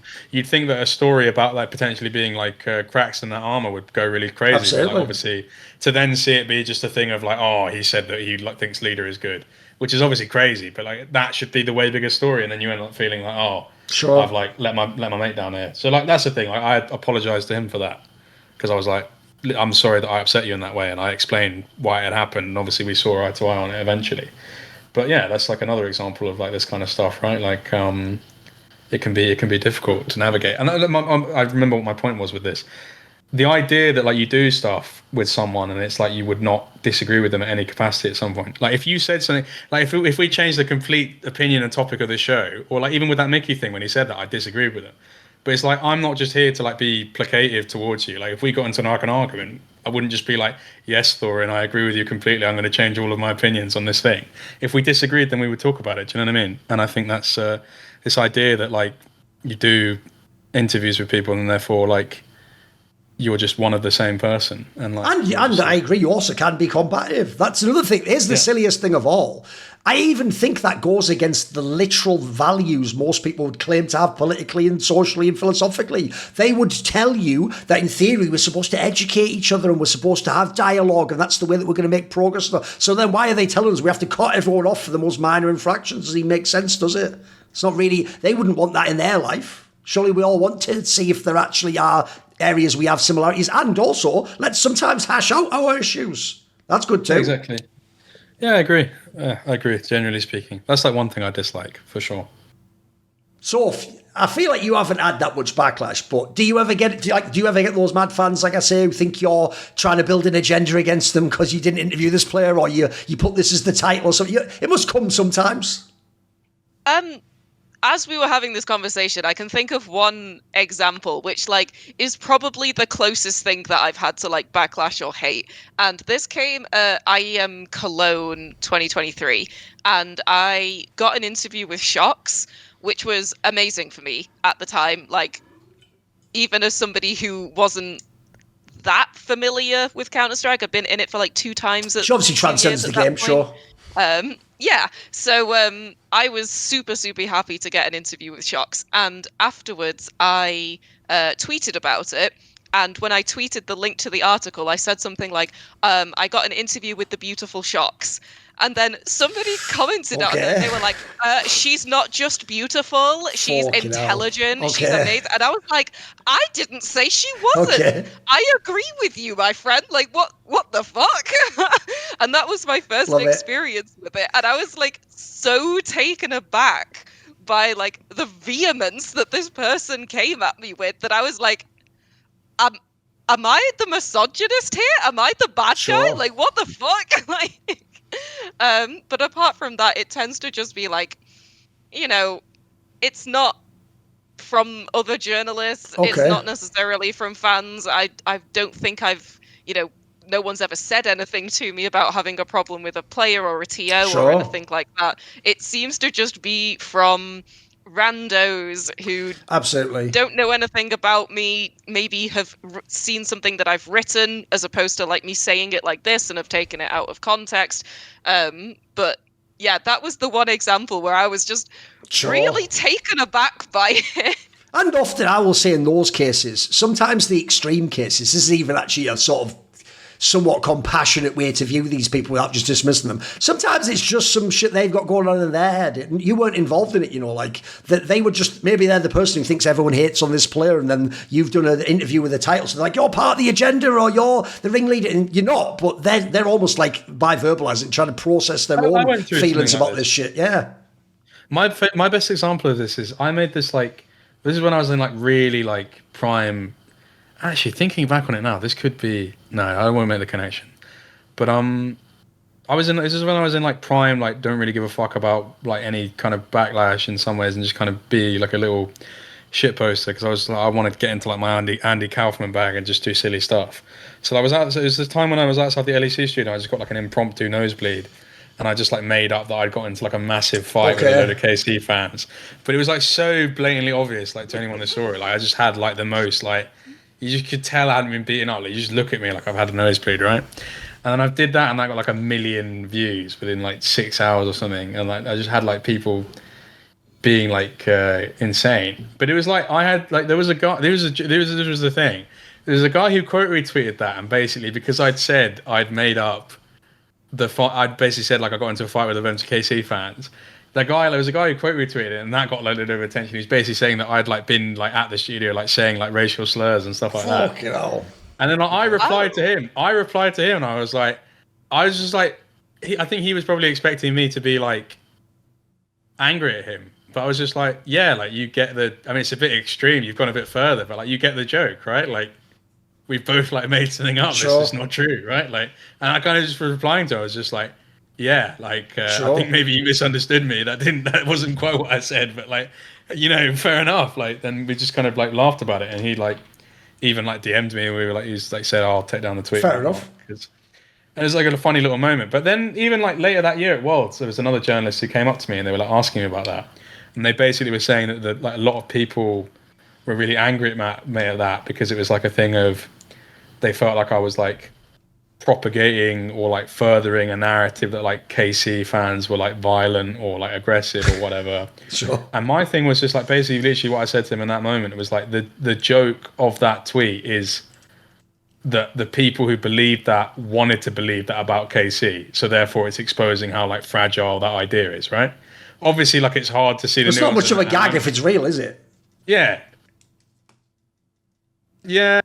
But like for me it was like a thing of for me it was a thing of like I can understand why the nuance like it's just like a guy who's a moron. Like I'm a moron and like people wouldn't associate me having that thinking behind it. But I was just like, if there is so much like I was seeing a lot of people on Twitter that was like being quite uncharitable to KC to some capacity because it's like a thing of it's almost like they wanted them to be violent to prove a point.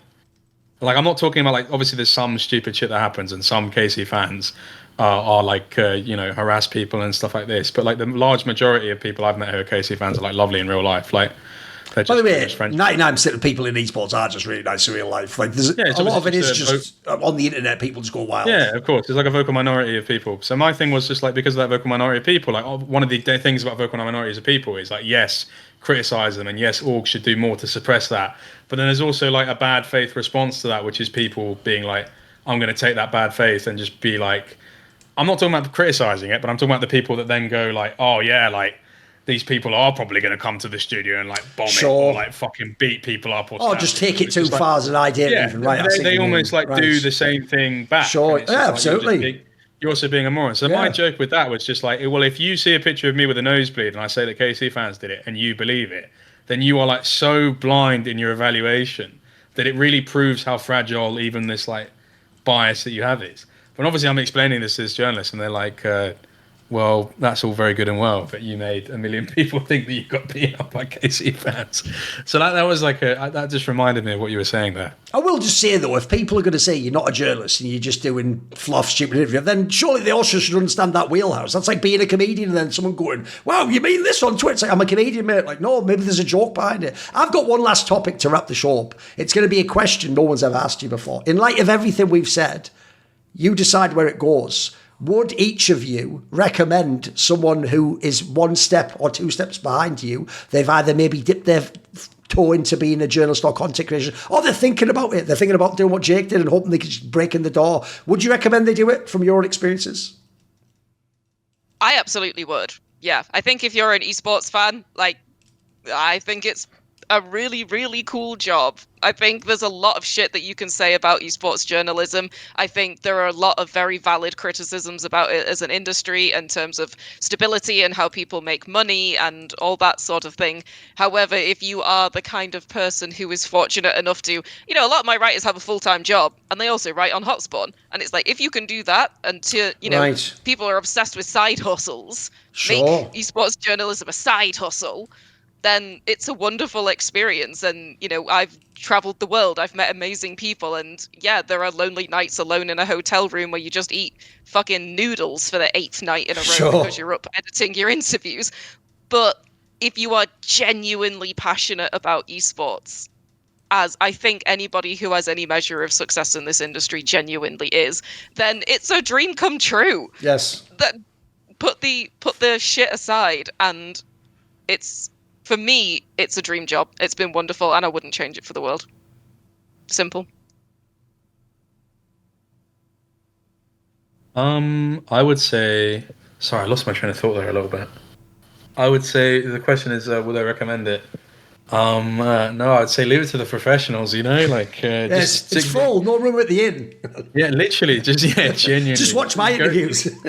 Just go into the barn, Okay. Like often the most religious experiences are in the barn, with the 3 wise men, the myrrh, all of that kind of stuff. You don't want to stay in the inn. I think more people should stay fans. I think we need more fans. Like I don't like the idea. I'm actually being completely serious, and this is not even like a job security thing. Like I don't really view people as like I think I'll always just be doing my thing. I welcome people to be good, but it's like I think we're unfortunately in like this weird transitional period where I feel like a lot of people that just should be like expressing their passion in like different ways feel like, because of like the exodus of like more like influencer like led interviews and stuff like that, I just feel like there's going to be people that are kind of swept into that I think I would be way more comfortable seeing them just do like YouTube or other content. And that's not to like derail against Access. I think if they want to do it, they should do it. You don't need to listen to me. But it is a thing where I just feel like there's a lot of people that should just be fans. Like I see like a lot of interviews like now with people in League especially where it's like you can just tell that like 99% of it is just very like self-indulgent. It's like very much just about like I'm here and I'm talking to this player. And like, I mean like the Irene thing is like the extreme example of that where like the thing that people don't even talk about, like they talk about the carrier thing. That's obviously very self-indulgent. The crazy anecdote that people don't talk about is that she was asking like carrier or some other player to say like, can you say that I'm better than Super or something, right? In Spanish. Can you say that Irene is a better ADC than Super? That's mad self-indulgent. I think that's wild. I just think it's just like, well, you've actually like got like the best support player of all time in front of you. And you've actually like used some of your very limited time to do this. It's just like, what the fuck? I know. I wish in that case no offense to Super. Like, who the fuck is Super? No, but also in that scenario, I would even just say to someone, take a bit of wherewithal and imagine you were doing an interview with like Cristiano Ronaldo. Would you really make him at the end of the interview say in another language he doesn't understand, the interviewer is better than Bob, his cousin? Like, you know what? It just also feels like it's just a waste of their time. You know what I mean? It's a waste of everyone's time. That's not even that funny to the audience, mate. It's also just like, well, if you're going to do that, just like ask him the question. He also didn't know what he was saying, which I didn't. Here's the difference. If you did that with someone you know, maybe you know they wouldn't mind it. I also think that's like over the line too. You're just getting him to say stuff he doesn't even know what he's saying. Which is like, if, for example, the way that I would do that would just be like, I would just literally say like, listen, like, you know, because obviously Faker probably knows who Super is, like maybe not like super well, but then super well. But you basically just be like, listen, like, I actually think I'm better than Super. Like, I might only be in Diamond 4, but like, I reckon I'd have a real shot at this. Like, what do you think about that? The chance is the person's going to be like, you know, they might, because the way you phrase that, they might like give you a little bit like, yeah, like carry on. Like, I've done similar adjacent things to that and had the player be like, they give you the typical Korean thing of like, oh, I'm sure if you just keep trying. Like, I was like bantering with Peanut at first hand. It was a whole thing of like, I was saying to him like, because there was like an anecdote about how he used to like steal snacks from previous players. And like I was telling him, like, if you ever tried to do that to me, mate, you'd be getting in a lot of trouble, like, and stuff like that. Like, obviously, and he was like, just like, oh, like, you should just do whatever you want. Like, we're here for a fun time, not a long time. Like, it was like really like funny. Like, he's basically just called me fat and like a really polite way. Like, it was fucking hilarious. Like, and it's like, because of the way that like you can't, it's just approach. Like, you just got to be self-aware. Like, so yeah, that's the thing for me. Like, I think like really good interviewing requires skill sets that like aren't naturally available to a lot of fans because they can't remove themselves from the experience of what they're doing. And it's like, because it's so easy and you can just apply and kind of be there, it's quite difficult to find people that are just able to remove themselves from the process of like, oh my God, I'm in a room with this person. Absolutely. Like, yeah. I just think with the trends and whatnot, I wouldn't recommend people to get into what I do because it's like, fucking really difficult to monetize. Like, this is probably in this off season, me doing a daily interview at 3 hours is the most money I've ever made. Probably the first month I'm gonna have like a stable month, because every time where Dom gave me a load of money to do worlds, like I basically used it on the entire event and paid all my people. I'm actually like, what's one thing about me, like I never really cared about giving myself money. I was always just like, I would always just make sure people were paid, because a lot of people like who've worked for me have like done it for basically free. In the chance of like believing in me and knowing that I would get us to a point of getting money, right? So I think the money's really shit, and like that comes from someone that was like at the top of where you theoretically could be in 2024, and even then, like I went homeless like 6 months later, dude. Like actually, unironically, obviously it was bound to like factors outside of my control, like some dumb shit, but like my life was not stable by any means. So I feel like this is a really like unstable thing to get into. You piss off one team, it could really fuck you up. You piss off Riot, like you do something stupid, like could put you in a bad position. It's quite like a difficult thing to do. I think that there's lots of other content you can make that's a lot easier, and I don't think that everyone's cut out for this, so I wouldn't recommend it to a lot of people. But I will just say it as the final word. My perspective would be this. I always loved an angle Christopher Hitchens, the late Christopher Hitchens, used to use if people asked him the classic question, which is usually a rubbish question, where it goes like, you know, like, how do you know you want to be a writer? And what he said was, essentially, he thinks if you actually are someone who has like the faculty for it or will be good at it, you don't have a choice. You'll just feel compelled to do it. You'll just feel like this is just something you want to do. Something calls you to it. So even if you're not good yet, something says like, maybe I could be, or maybe I should try it. And I would even say that's why actually, with sort of a wink and a nudge, I often do the same thing Jake does. I will tell people, oh, don't do it. You'll never make it. Yeah, no, it's not for you. Because the reason why is if you take no for an answer with that, think of what I've talked about in this interview. You'll never make it through day one of the event where you get no interviews. You'll never make it when the player says no, or he shuts down your question, or the fans go, this was shit, and you thought, I thought it was a good interview. I think there's so many hoops you got to jump through and so many aspects of the gauntlet that, like, to some degree, you should know inside if really it's for you. You might do the thing of like, can you have some advice? Or that's good and whatnot, but it has to come from you. Something internal has to